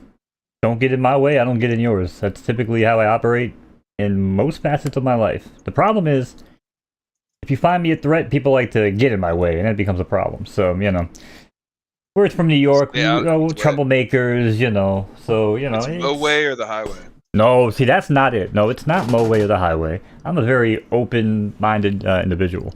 The problem is, I need data and some sort of substantiating evidence to change my mind. I've changed my mind on plenty of things over the years, but not when people just, one's mind is an incredible is a very positive sign of sanity, in my opinion. But I'm not just gonna flip flop. I mean, again, I have to have good supporting evidence for whatever the heck it might be, and then I'm like, hey, okay, you know what? After much thought, I might have been wrong on that. And I've admitted I've been wrong on tons of things. Hey, PFL. I was wrong about stamina. I used to ignore stamina. That's why I had so many rubber band runners, I couldn't be shocked anymore when I'm that's the thing. That's the thing. It's like this game, Photo Finish Live, real money, horse racing, digital, has its own, genetics, has its own architecture. Yep. Game design, all that stuff. It's kind of, I've been thinking a lot about this game in as a likeness to poker. And you can see how somebody like Mike Sowers was attracted to a game like this. It's like real stakes, real decision making, and real consequences and real rewards, all coming from that same sort of idea, which is like, am I right? Am I right? Am I right? That's what this game kind of is. It's that question, which most games kind of are, but this game, you have a different kind of stakes attached to it, right? So am I right? Yeah, we will dive into this race. I know we do have 5 minutes, but you're right. But you find out in poker if you're right at the end of the hand. It's a little bit crazier in PFL when you have to wait to run the breeding report, breed the horse, let it be born, wait for it to age, get it on the track, then retire the horse, and that's when you actually find out, I was right or wrong. And again, that's the kind of the difference maker. But yes, it is in the same vein. So. Real quick, there's right and wrong, and then but there's another axis too, which is kind of like it's the probability axis, and then there's where those converge is did I make the right move or did I make the wrong move? And this is a game where that all of that comes into a sort of expression, and it's sort of like a fractal of the way that any decision making process is, but just in a gamified, distilled form. That's the essence of this game, and I think it's really cool. I think it's really suited to crypto Web3 as a use case. I think it's exactly what everybody's basically already doing, except in a different, very well established medium that is underserved. That's right. And I think that's really cool. But let's talk about the field. The Twin let's Spire talk about Sprint. who do you We're like? here. We're talking. We zoomed out. Now we're zooming in. Twin Spire Sprint, right? We got 20 horses in the field, full on. Of course, you would expect that in the virtual Kentucky Derby, would you not? But the odds-on favorite is, I guess they saved the best for last. The 20 out of Toboggan. Gauchos. Toboggan. Mantis Toboggan. Toboggan. Looking fearsome, dude. Fearsome. 90 max fleet at the distance. Nice winning record. 33% winning. 60, 58% on the podium. 60% on the podium. Very, very strong. Heavily weighted. Basically, 3x the action of every other horse, of most other horses on the race. And looking really good. Toboggan, are you what do you think about the Super Zion bloodline that Toboggan comes from? I don't think I own any of it. Not familiar with it too much, but I think that hold on to your hats because Sacred Commands is here, and this is a sprint. So I'm looking forward to seeing this one run. Yeah. Yeah, I don't know too much about the Zion. I love the Twin Spire sprint. Okay, you don't know too much about it. Okay, yeah. I mean, Super Zion probably it's all based back in Rose of Zion, isn't it? Right, which is a Secretariat. Right, horse, from Rose isn't Zion, that yeah. But the Super Yeah. Zion branch, I'm not. Super Zion, I feel like is like the GVG branch. Correct, I I think. believe. Yes. Yeah. Maybe we have fact Of checkers that- out of there in that chat. bloodline. Yeah, somebody fact check me. Somebody knows that I'm right. I know that actually, like, at least 100 people know whether I'm right or wrong about that. I had to lay off the fact checking team just for full transparency. So And then we have what about this? What about the two here? What do you think about this horse name, Mo? I think it's a fun name. It's enjoyable. Thug is Thug my is pronoun. my pronoun. I mean, Thug is my pronoun. It's about I mean, how you identify. It's about you and how you feel. You know what I mean? And this horse I is forgot Thug Life was a exactly I forgot she was a filly. Thug Life. Thug Passion was the entire colt. goggle. Yeah, that's right. Yeah, Thug Life, the dam. Yeah. Yeah, she was I the forgot that filly. she The was Thug female. Passion was the colt. Yeah. Thug Passion was the colt one generation back, right? Yeah, but that was the horse I'm saying. Yeah. We've so many horses coming out from Thug Passion. Yeah, this SoCal horse, man. I mean, this horse looks every bit as good as the favorite, in my opinion. A little bit lower max speed, but a little bit higher average speed. So sort of like a tighter window, tighter performance window. Really nice, 75% podium rate. You can actually see it's kind of a beautiful little data set there. That not quite 60% podium rate on the favorite Toboggan. This horse, the podium rate a little bit higher, and that average speed a little bit higher as well. So putting in more consistent work.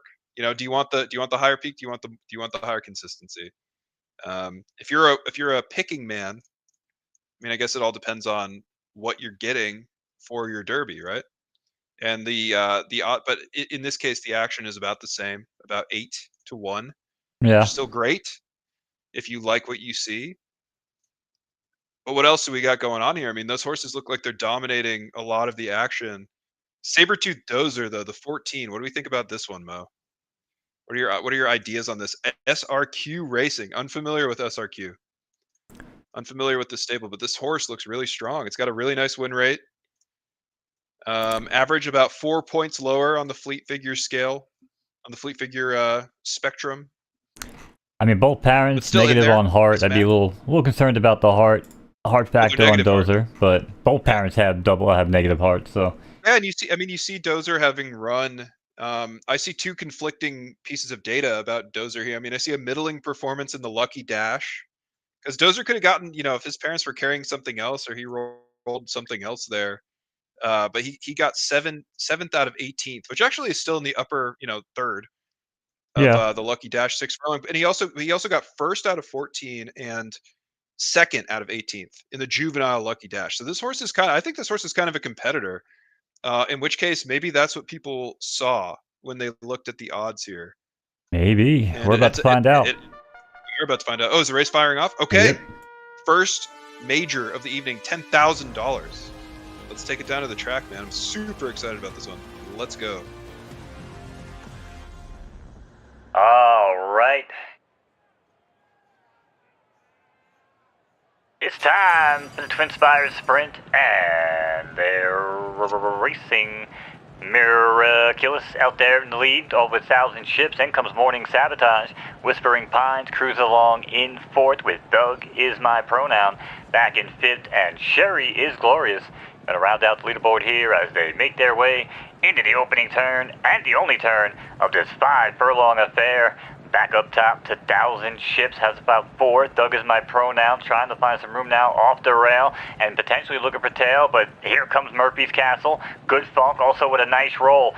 Good Funk now looking great here at 22-1, trying to blow up the tote boards. Good Funk down the center of the track. One more final push here. Good Funk on 1,000 ships. 1,000 ships now trying to hold on. Scrambly eggs and wobbly legs. It's going to be Good Funk goes on by. 1,000 ships. Good Funk, but it's going to be Good Funk. Now one more push from Doug is my pronoun, but Good Funk. Too good, too late. Good Funk now for Gauchos over Doug is my pronoun and 1,000 ships. They chose the wrong Gauchos, Momo.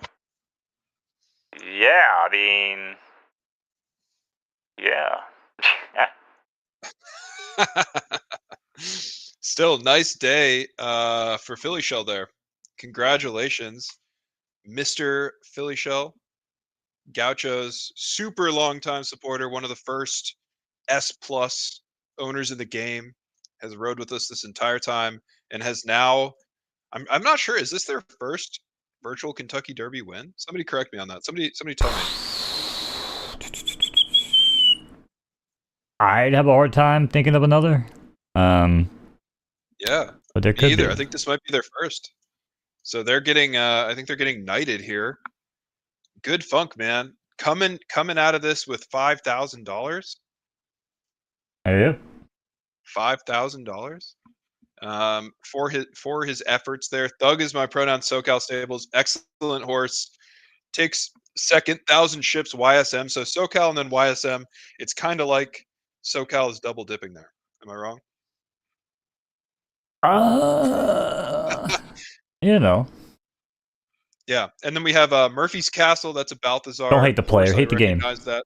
Yeah, I recognize Murphy's Castle Silks on that little screen. Order finished 10-13.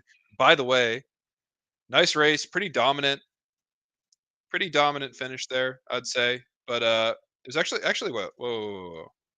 It was actually kind of close. Oh shit! It was a photo finish. Never mind. Not dominant. Not dominant. Barely taking it over. Thug is my pronoun. Maybe even falling apart. I take everything I said back. But yeah, congratulations there, man. Really, really big. And then generally good. What stable's generally good there? That's the 18. D stables. Generally good. Generally good. Getting 5th place makes perfect sense to me, I would say. Would you agree? Just a generally good horse. I mean, yeah. Just generally good. Pip would be generally decent, though. I'd say generally good would be like top 3. Oh, generally good. Okay. A good really horse good. would get top. Yeah, generally good decent. horse. Top yeah. 3. Fair name.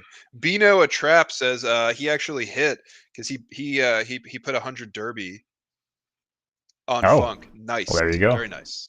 Good Funk. Good Funk. And can you give an example of good Funk to me, Mo? What's good Funk to you? You know? Good Funk is when you're Good working funk. out, playing basketball all day, you're taking hikes in the woods, and you come home and you kick your shoes off. That's good Funk. The funk of a day well spent. Yes. Or Good George Funk. Clinton. Also good Funk. True. Yeah, George Clinton. Very good Funk. Yes. Some might call him the father of Funk. Probably some of the best, right? Yep.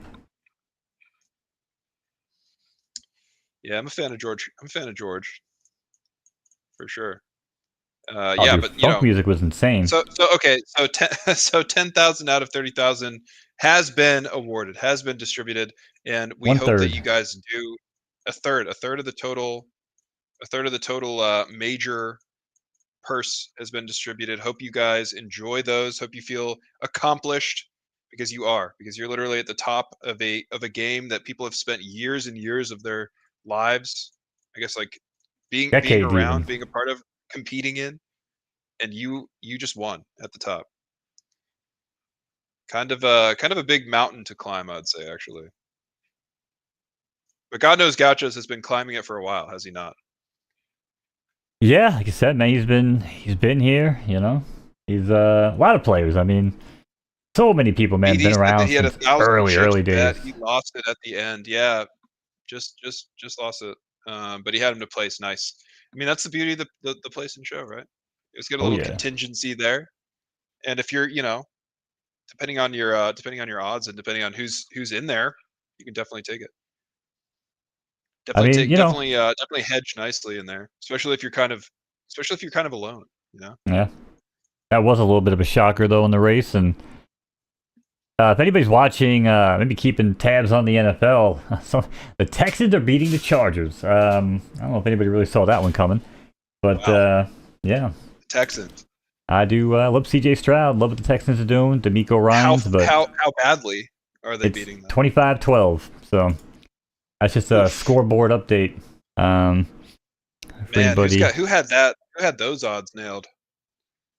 I didn't put any parlays in today. Actually, I was, like I said, so busy moving, and everything came today, man. Like I got ordered What a happened? desk. Did Cooper Cup break his foot or something, man? What's happening? Oh, What's wrong Cup with is the Chargers? Cup out? No, Cup is on the Rams. Oh, the Rams. Sorry. Yeah, Chargers have Herbert, and they got that I don't care. McConkey kid. Honestly, I don't care. Yeah, it's all right. It's all good. I was just trying to give a quick score update to kill time. But yeah, so the Gallop's coming up, guys. We got 3 minutes till the windows close. Yeah, mid-distance major, man. It looks like picks have rolled in heavy since we last observed. You still have about 3 minutes left to make your picks there. You still have time to make picks on the virtual Kentucky Derby VKD. Get them in, man. 20 horses a piece, tons of juice. Biggest, best stables competing. And do we have, speaking of biggest, best stables, what about, I see, there's D stables.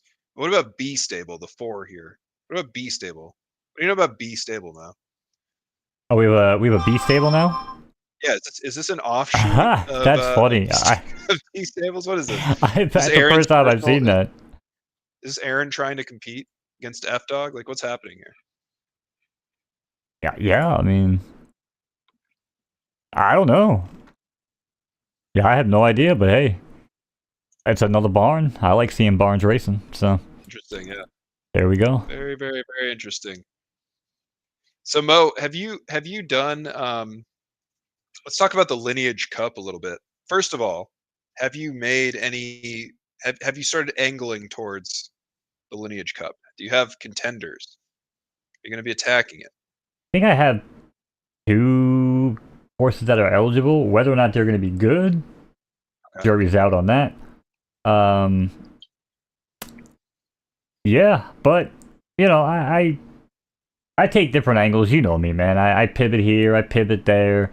We had All's Wells. I don't know if you saw that last month, but we had All's Wells that retired with ridiculous stats. Some people were telling me you should put him at the Lineage Cup price, but I didn't. We put him at the floor, just trying to get some use or whatever. But maybe that's the horse I put up, because he might have some use there. But yeah, I think some of mine I might start using for Lineage Cup runs.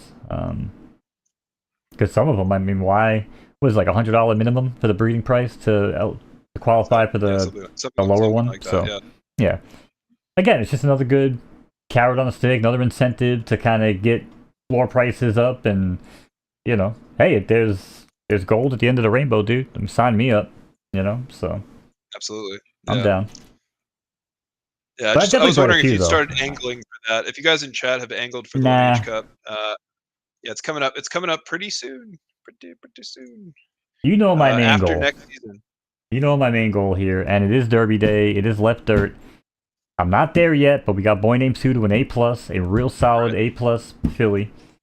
And now that I think we talked about this, but I bought the dad of 1 Second Screw, who's left dirt soft. And 1 Second Screw is a machine. So I'm thinking I could put him with that A+, or maybe I just send it to the original dad that I bought from Sowers. And that could be the lineage, man. That could be the one that gets, the Boy Named Sue over the edge. Because that Eagle Eye lineage from Mike, that thing's strong, dude. That horse is, that thing is pumping out some monsters. What's the previous lineage to Eagle Eye? Where's Eagle Eye come from? Could look real quick. We got the windows just closed, but we'll cover it. Was it? Yeah, we'll go into the field of the Gallop in a second, but we got to examine a particular Mike Sowers. Oh, it's Lucy Juice and Morning Wood. Yeah. Okay. Yeah, so I mean, Nice. It's got, yeah, that was DJ Screw, and then Screw-Eyed Eagle was the dad of 1 Second Screw, again, who's just been cleaning up. Look at the stable variety here at the top, though. We got a lot of horses competing in these races for sure. a lot of our mainstay top stables. Some of the ones you'd expect, Pocono, seen Pocono up there, Mikey Sowers, but then we got B stable Queen Bean Racing, Satoshi's not unfamiliar to racing big races. But then we got Metaphor Farms. Tons of Tombstone entries in the Gallop here. Left really Dirt looking Machine, to take this, bro. And then, that's why I'm able to buy the horses I do from him, because he's like, man, I got so many. He's like, help. He's like, take some of my sires. Yeah. We love Mikey. Man, I feel like the easier that we make racing horses, the more Mike Sowers will spread his wings, basically. He does. He's just got so many great horses. A lot of these top stables have such good horses. Wait, man. You think the easier you make it, them out, they can iterate infinitely. I think the harder you make racing, the easier it is for someone like him with his brain. That's what I get at with someone like him. Like the visualization that he processes, just again as a poker player, how his brain kind of operates and having conversations, man. Like he'd probably want racing to be harder because he knows that he could probably piece that complex puzzle together. Like he's one of the people that jumped onto benchmarks earlier than a lot of other players. Me and him were the only ones. Yeah, it was. They definitely came in a little bit hot.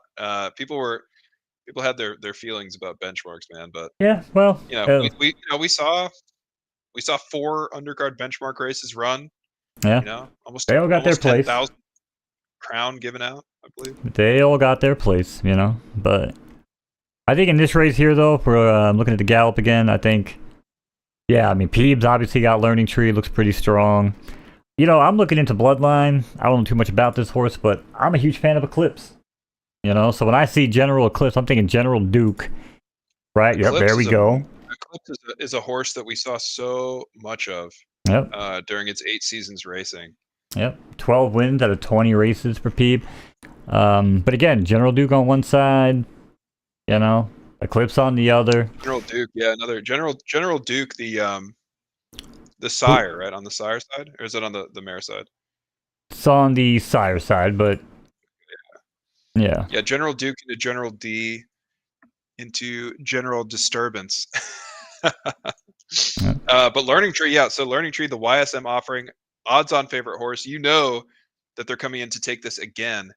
They're occupying that top spot, and they're cooking up weapons to approach the problem of the virtual Kentucky Derby's purse not being in their coffers. That's a problem. They're trying to solve that puzzle. I too am trying to solve that puzzle. So yes, if anybody wants to sell me the manual, many attempt. It's like it's yes. one of those things. But we got some other really strong looking horses in this race for sure, as you'd expect at the Zenith. But it's always a little bit. I want to say that it's always a little bit less dialed in than the sprint or generally tends to be for the mid distance runners. The mid distance major. I want to say that it's a little bit more up for grabs. At least it was. Maybe I'm not right about that anymore, but it definitely was for a while. I would agree. I would agree with you. Yeah. It's a good angle to attack, and it looks like, by the way, I think probably Sowers agrees because he's got, like 5 horses in this race or something. But who else is getting a little bit of action in this race? We have 5 minutes until this race kicks off. Derby Day, Major Race 2, mid-distance. This is called the Gallop. We've called it the Gallop. This one is 8 furlongs.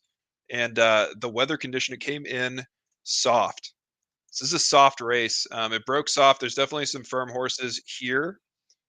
But Learning Tree, the YSM entry, I know that YSM has a lot of really good LDS horses, and Learning Tree is an LDS horse, LDS lineage. I should have known just because we were talking about the lineage there, and those horses are definitely LDS. But let's look at the 3. With Caution, Soar, Tombstone Horse. Speaking of Mike, and this horse, kind of not raced that much at this distance. Just twice, but it still has a nice record. Two races at this distance, one win, in an 81 max fleet. So still putting up good numbers, but what's the impetus here? Like, why is this horse getting the action it is in your opinion here? The three. Getting action over like B Propulsion, which has a higher win rate, higher max. It is on preference, so is that going to make the difference? I mean, it could be the same reason why people might bet like a Bill Mott horse or a Bob Baffert horse or over like maybe a relatively smaller stable. I'm not saying like a no name. There's more depth to the it just could be it could just be based on the name. Cool. Yeah, that's actually probably a fair explanation here. You think I haven't gone through and just put money on a Sowers horse? Like I've done it many times. Yeah, I do it for a lot of people's horses when I see them. I don't do it based on the barn a lot. I do it based on like bloodlines for the horses usually. But if I know a certain person owns it, again, insert like a sprinter soccer or whatever, and you look through the bloodline, look at the parents or the grandparents. It's like, oh, well, the person that owns that horse kept every single baby. You know what I'm saying? Like, yeah, those are the ones where you're like, okay, that's a special, good player, special horse. They know what to keep, and I'll be like, I'm gonna take good odds if I can. 8, 10 to 1, whatever the case might be. Yeah. But. I mean, one angle that I would give here, 2 minutes and 50 seconds, by the way, left in the time before the race, is that the average fleets across this field, right? All these horses, there's a lot of things at this point in the season, at this level of the game, that are kind of consistent. And one of them is that, obviously everybody's 3, because that's what, that's just the criteria for the race. But also just, the stringency that it takes to kind of qualify for this race and to take the time to compete in it rather than just put your horse somewhere else or not race it or whatever. If you don't think you can take it, I mean, I guess you'd always take a shot at the free roll, but something about the way that it was all set up, the average fleets across this field are all really tight. Look at it. It's like everything's within from like 72 to like maybe 78 at the top. Yep. And so maybe what people are thinking here is just that preference is going to make all the difference, I think there are more angles than that personally. That's how I feel about this. But like, I could see why you'd look at a field like this with like a really, really tight performance. And I expect to see that, by the way. I expect to see a pretty tight pack on this race. And I feel like we, a lot of the time we do see that in these big races, because it's just like, the funnel has worked in reverse, right? But I could see how in this scenario that I would be like, I'm gonna put a lot of stock into that preference. I think that can make the difference, and that's what I see in terms of the odds as I look at this field. I see horses that are enjoying a little bit more action. It looks to me, all things equal, besides like X factors like you're mentioning, like the stable name and the reputation, which definitely matter because it is a psychological game on that level too. On the pick front, yes, but not on a racing. Not on a racing front. It's a preference to odds disparity. Yeah, that's what I'm seeing here. So. All right. Well, 37 seconds. Chat. Thank you again, everybody hanging out. Appreciate it. Love doing this every month. Yeah, so it's such a celebration of the just the work that everybody has put in to get here, and I don't know if you like horse racing, if you like. If you're interested in the grand experiment that we've been concocting, it's a great day to tune in, enjoy, hang out with everybody, make your exacta picks, get your Derby picks in because that's still open. By the way, that's the next race. Just kick back and enjoy, man, because we're about to jump into the Gallop right now, actually. So let's take it down to the track and see what this 8 furlong race has in store for us. You like racing the horses? We got a good one for you. Here we go. Major race time. Twin Spires Gallop on deck, online. And gates are open. They're off. Onondaga Echo quickly out there with General Eclipse. Disturbing Surprise moves along here in third. Back to the inside goes B Propulsion and Street Z Smarts and Crescent Oak. They're trying to jockey for position here in between horses on the outside there as they make their way around the opening turn in this 8 furlong left turning affair on the dirt. Off track, but not seeing any moisture out there in the air right now, but flops a little, track is a little sloppy out here for the run. In the meantime, back to the front, Disturbing Surprise has built up a 9-length lead over General Eclipse, and General Eclipse now trying to hang on for dear life. There he goes, regains footing. Back to third with Caution Soar, tucked in down at the rail with Street Z Smarts, but Street Z Smarts got the better of that exchange. Now in between Twinkling Mirage and Onondaga Echo, back into the mix with the name that I just cannot pronounce here on the fly when things are moving. Learning Tree also in the mix now here at 9.32 to 1. Low odds here, but up top at 12 to 1 and 19, trying to blow up the pick board, is Crescent Oak. Round around the far turn, here we go. Disturbing Surprise, that lead early on was 9 or 10, might have been a half a mile, but now is down to 2 as Crescent Oak breathing down their neck, but hold on, Crescent Oak can't hang, and here comes General Eclipse. General Eclipse now down the center of the track with Onondaga Echo down low, but Disturbing Surprise puts in the work. It's a clinic here on the gallop. It's going to be Disturbing Surprise to nobody's surprise here at 12 to 1 for Tombstone Stables over General Eclipse and Onondaga Echo. I mean, Mikey triple tapped that purse, man. I'm sure that he's I'm sure he's happy about that one. Triple tapped it. First, third, and fifth. By the way, order of finish 10, 18, 15. Right. With a D Staples, I guess you could say a sour sandwich or perhaps a D Staples sandwich, because you really, when you're categorizing a sandwich mode, don't you describe it not by the bread but by the contents, right? It's true, and I actually started changing how I call that, because I used to say it would be like a sour sandwich, but now, yes, I would say it was it's a D Staples sandwich. D Staples sandwich with Sour's bread. D Staples and Derby sandwich. With Sour's dough bread on top. Sour's dough. Excellent. Hey, listen, this is the part of the show. Fantastic pun there, Mo. I know, I'm great. I'll take a bow. But this is the part where people are like, stop glazing, Mike Sowers. Stop glazing Midnight. Listen, all they do is win, chat. We can't stop now. We've only been doing it the entire show, right? I mean, how you going to talk? They're just winning. You know what I mean? All they do is win, right. win, no matter what. They just win. Did somebody catch the Exacta? I do have to do, yeah. What? I got a new screen. Yeah, who's caught the Exacta? Oh, somebody caught the Exacta, huh? Bryce, if you're still around, it looks like somebody hit it. Congratulations. That was it. Oh, yeah, there we go. TSG 1018. Bang, bang. Congratulations. Enjoy a primo Boss Stables horse, fresh from the developers themselves. You know that there's an extra little bit of sauce on that horse. You know what I'm saying? You know, we dropped a little third time die in the genetics there. You know what I mean? You know that. You can trust that. Right? Beautiful. Listen, we've been giving away horses all week, and shout out, much credit to my boy Voxton. But I just feel like we're just the best in the business. You know what I'm saying? We're giving the people the info. They're making informative picks, and that's why people tune in. Got it. It's all about the entertainment, Mo. And we hope that you guys have enjoyed the show so far, because we are here in the last mile. It's the virtual Kentucky Derby coming up, and we still have plenty of time. By the way, you still have 5 minutes, basically 6 minutes. Get your picks in. This is the biggest pool of the night. It's time to put your Derby where your mouth is, I guess, where your fingers are, where your brain is. Am I right? That's the question, right? Am I right?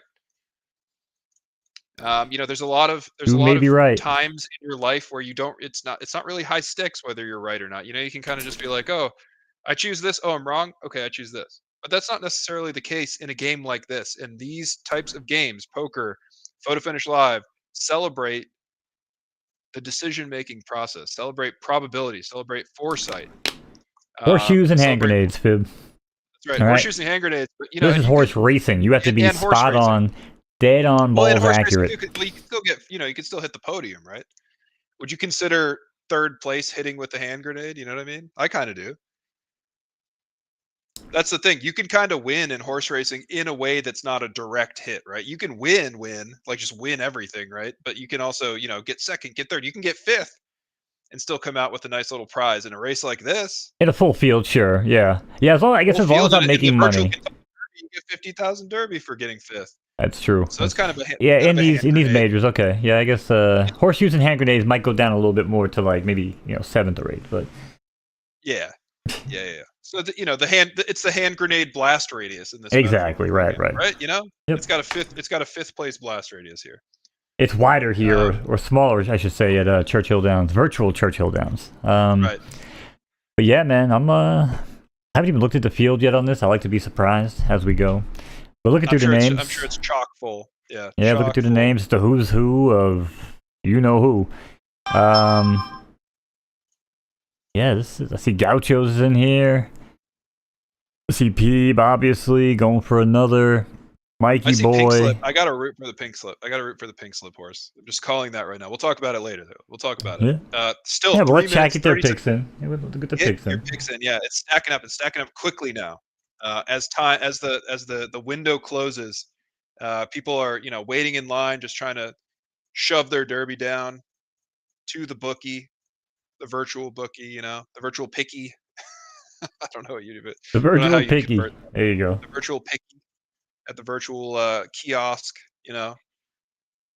And it's just a mad dash. It's a mad dash. And by the way, if you guys weren't, if you didn't have a chance to go to the virtual Kentucky Derby, if you've never been to a horse race before, I can't recommend it enough, especially the Kentucky Derby itself. They are our partners, but they're our partners and we're their partners because they're the best in the business, in my opinion, humble opinion, as an American. But even by the numbers, the betting numbers at the Kentucky Derby are record. They set a record betting amount at the Derby last year. So it's gonna be, I don't know. I think it's gonna be another amazing Derby this year. I'm just saying, if you have a chance, go check out the Derby. But there's plenty of awesome horse races going on in real life. But it's really good to get a sense of what a horse race really is, and then come back and race digital horses and know that you're doing a very well made facsimile of that every time that you hit the track here. And the crown jewel of horse racing, especially in the United States, the Kentucky Derby, that is what we are doing here. That energy, that excitement, we're all sitting at home, but that's what's happening essentially, is all this work, all of these huge prizes, anticipation, people riding alongside these horses, right, with their picks. It's the occasion, man. It's a little celebration. It's a little party at the end of the day too. So yeah, like I said, man, everybody at home tuning in, racing, making picks. Hey, maybe we're on the side screen. Maybe you're working. Maybe maybe you're scouting claiming races right now. I mean, I feel like now is a good time to be looking at claimer races because I'm not looking. I'm sitting here. I got production. I got to do. Right. I got fact checking. Claimer. I mean, there's a lot of things you could be doing right now. But we appreciate you guys being here. For sure. Yeah. Thanks for tuning in, man. Yeah. It's the biggest event in the season. It's been a big week though, hasn't it? I mean, we've had majors across the entire week. We've had a ton. We've given just $30,000 in just major racing 4 times this week. So just this week alone, player purses have amounted just in majors to $120,000. Yeah, I think between pretty excellent for those people, and congratulations to everybody that has. This is just one archetype. You're probably not competing in the virtual Kentucky Derby outside of left dirt. So we got we can also celebrate the just this whole week. All of the work that went into the virtual Kentucky Derby does go into these other major races because the purses are the same. Why wouldn't you just go after those big purses? You can attack all 4 of them. It's hard, but you can. But there is something a little bit different about the virtual Kentucky Derby. There's something a little bit different. You win the virtual Kentucky Derby in Discord. We turn your name the color of a rose. It's a little, there's just little things to it. There's a little bit of honor. There's a little bit of prestige.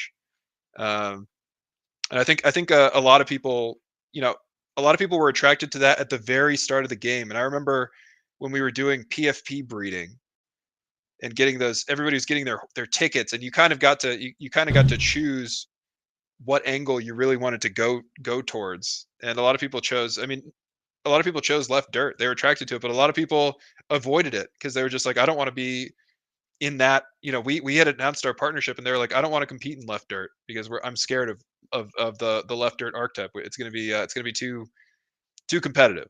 So it's just a certain type of person that goes after the Derby full bore, right? And that's who's going to be in here today. But anyway, it looks like the field is open.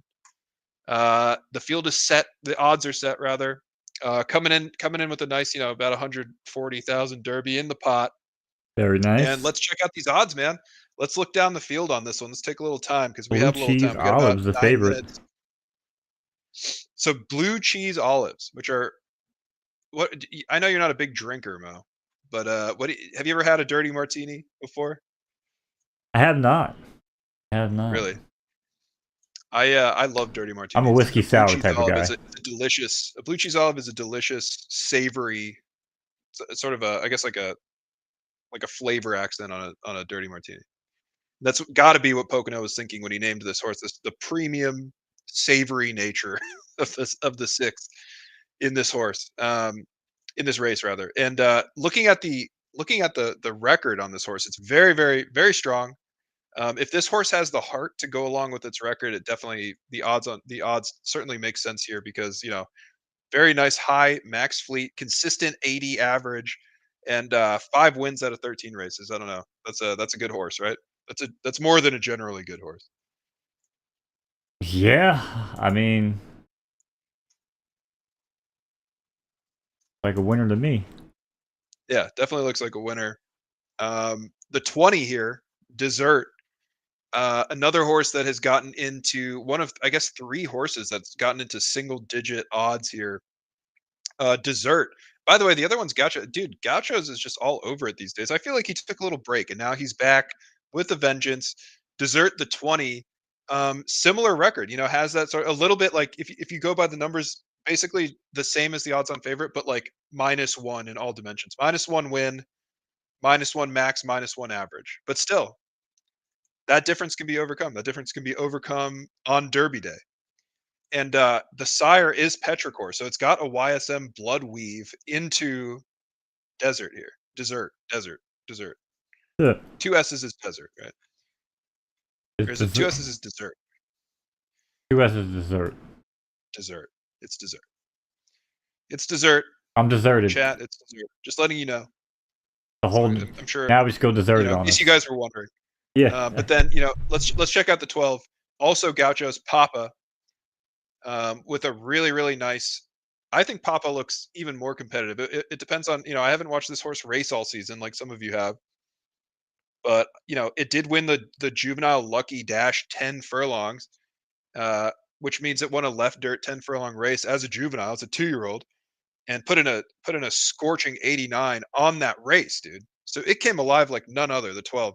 That horse is a great. I feel like that horse might be my pick besides my emotional pick, which is, I if you guys don't follow Pink Slip Racing on Twitter, Pink Slip, very thoughtful poster, believer in the project. I highly recommend following Pink Slip. But he's got a horse in this race. It's the 18 Cosmic Stepper. And Cosmic Stepper definitely, not putting up the same numbers on the max in terms of the 10 furlong distance, but still the average is within 4. It could do it. And depending on how this horse competes in a big field, which, doesn't necessarily look like it's that great so far, maybe it could put up some numbers. But not a lot of action on that horse. I understand. I get it. It's not all about that. It's about the horse. It's not necessarily about the stable owner, right? I mean, that's one part of it. What else you see in here, Mo? What else you see? What about the 17 Dangerous Passion? Yeah, I mean, 22 for 35, ace precision. This horse has the best fleets out of all of the top Off action prep horses though. that we've seen. It is off pref. It's off pref by one. It's off pref in the firmness department. But it looks like it's put in some decent placements on the road to the Kentucky Derby. It looks like it's I don't know. I see a couple of first place finishes out of 14 horse fields in late December. That's not bad. Was it doing that off of, I mean, it did one of those. Well, both of those were on a fast track, so maybe that, you're not really necessarily getting what you want to see um, out of a sloppy track with this horse necessarily. And this race did come in sloppy, so that's as soft preference as you can get.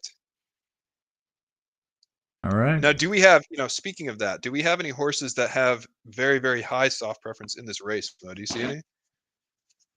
I mean, you got Thorn Crown, which is an S horse. Who actually I run against this horse all the time with 1 second screw. It's pretty funny. This horse is in the race. Thorn Crown. Yeah, that's kind of funny. Who Thorn else? Crown out of Golden Way. I mean, some horses have Arapaho out more. of Tombstone. Look at the 10. I mean, we can't skip over the Sowers horse, right? The 10, Arapaho. No, I actually don't want to glaze him anymore today. I felt like too much. Okay. pretty much he had his fill. Well, a recent loss to Papa. I mean, I think that the horses that I agree with a lot of the odds-on favorite horses that people picked here, and of course, people had plenty of time to look at this race. I think basically a day to make their picks here, and I feel like the odds came in pretty good. Now, it is the Derby; anything can happen, but I like those. I like those 4, and if I had to take 3 of them, I think that I would take. I think I'd take 20, 17, and 6. I think that's how I would go for some sort of show pick. That's what I'd go for. I'm Best gonna throw a value says he likes curveball at Arapaho. you. I think Arapaho looks good too, man. I think Arapaho looks good. We just can't talk about that now. We can't talk about that. I'm going No with more the sour. 7. I'm gonna go with the 7. 7 to win it all. 7 to win it all. Trawlers down. No one's backing trawlers. I'm backing trawlers here. Back him, man. I got Back you, him. trawlers. That's who we got.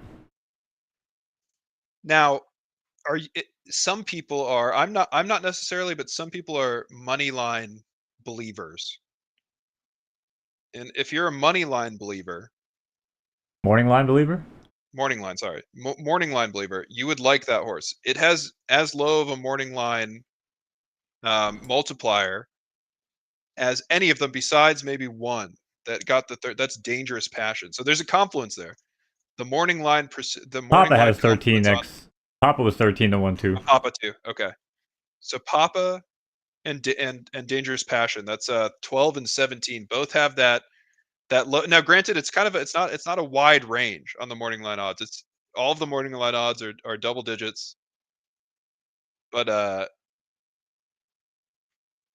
don't know. That just makes me like that makes me like Dangerous Passion even more. I really like the 17. I think 17 wins. Why don't you marry it, Fib? You love it so much. I will. Once we add horse marriage into the game, dude, I'm waiting. I put a ticket in. I will. I just have to ask the stable owners permission, for their blessing. Every virtual Kentucky Derby will just hold a quick. After following wedding ceremony, where quick ceremony after. I'll be like Vegas.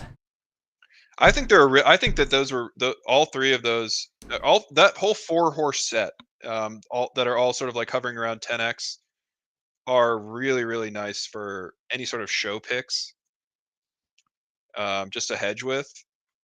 Yeah. And then I'd go heavy there. I'd go heavy on the. I mean, I would just wait across those.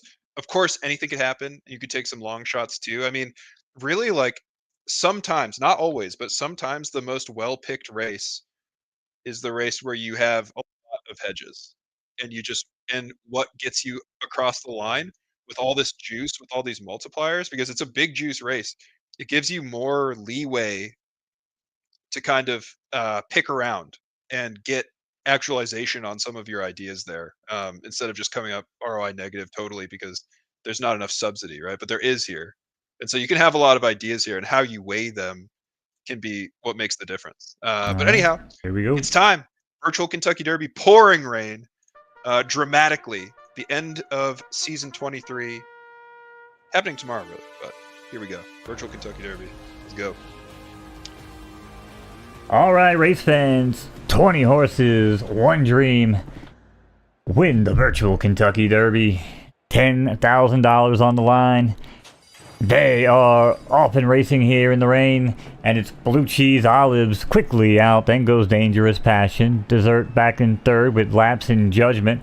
In the 5-hole, that's Call Me Senorita and Arapaho gonna round out the top 6 here, but we try to call them all here on Derby Day. Back to 15, that's Roxana, and chiming in here is Thorn Crown, the lone S out there in the hole, but Stargazing not too far behind.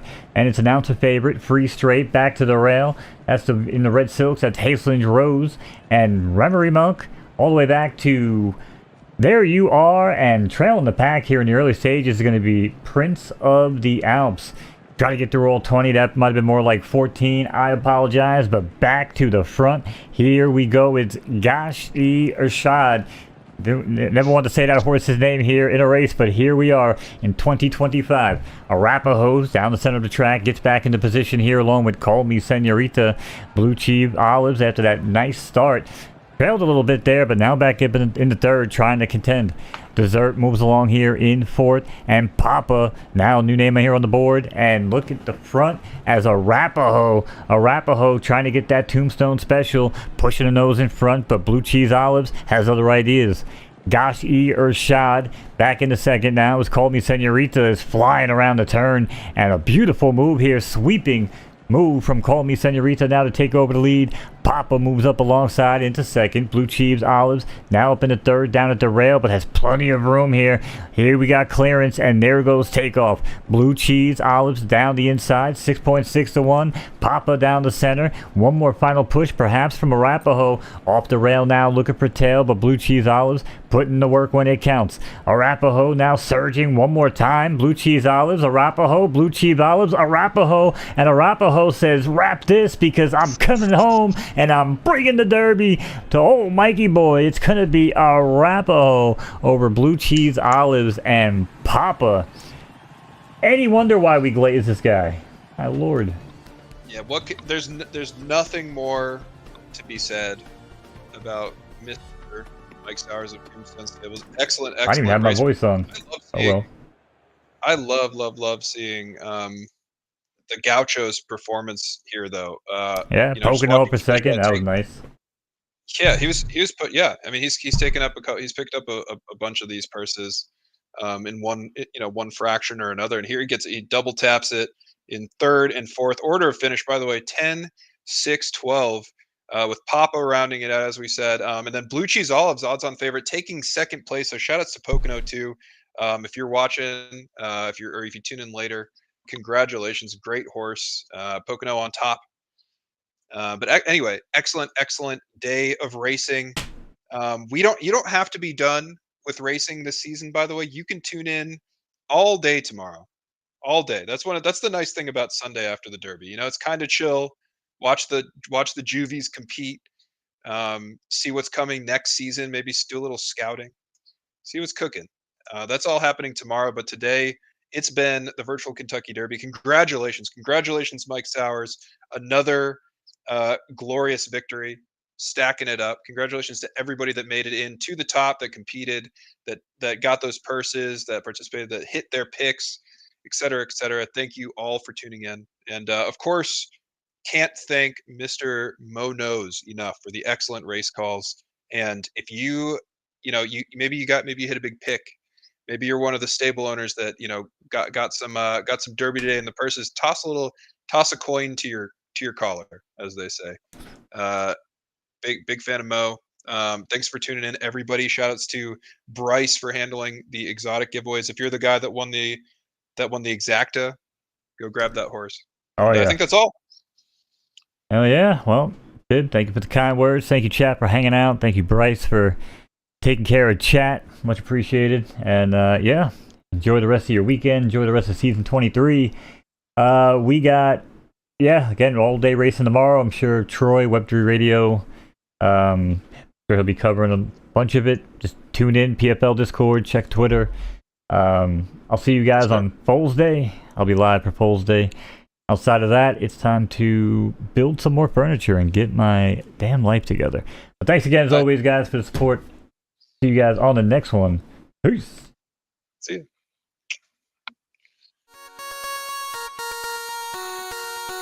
All right, bud.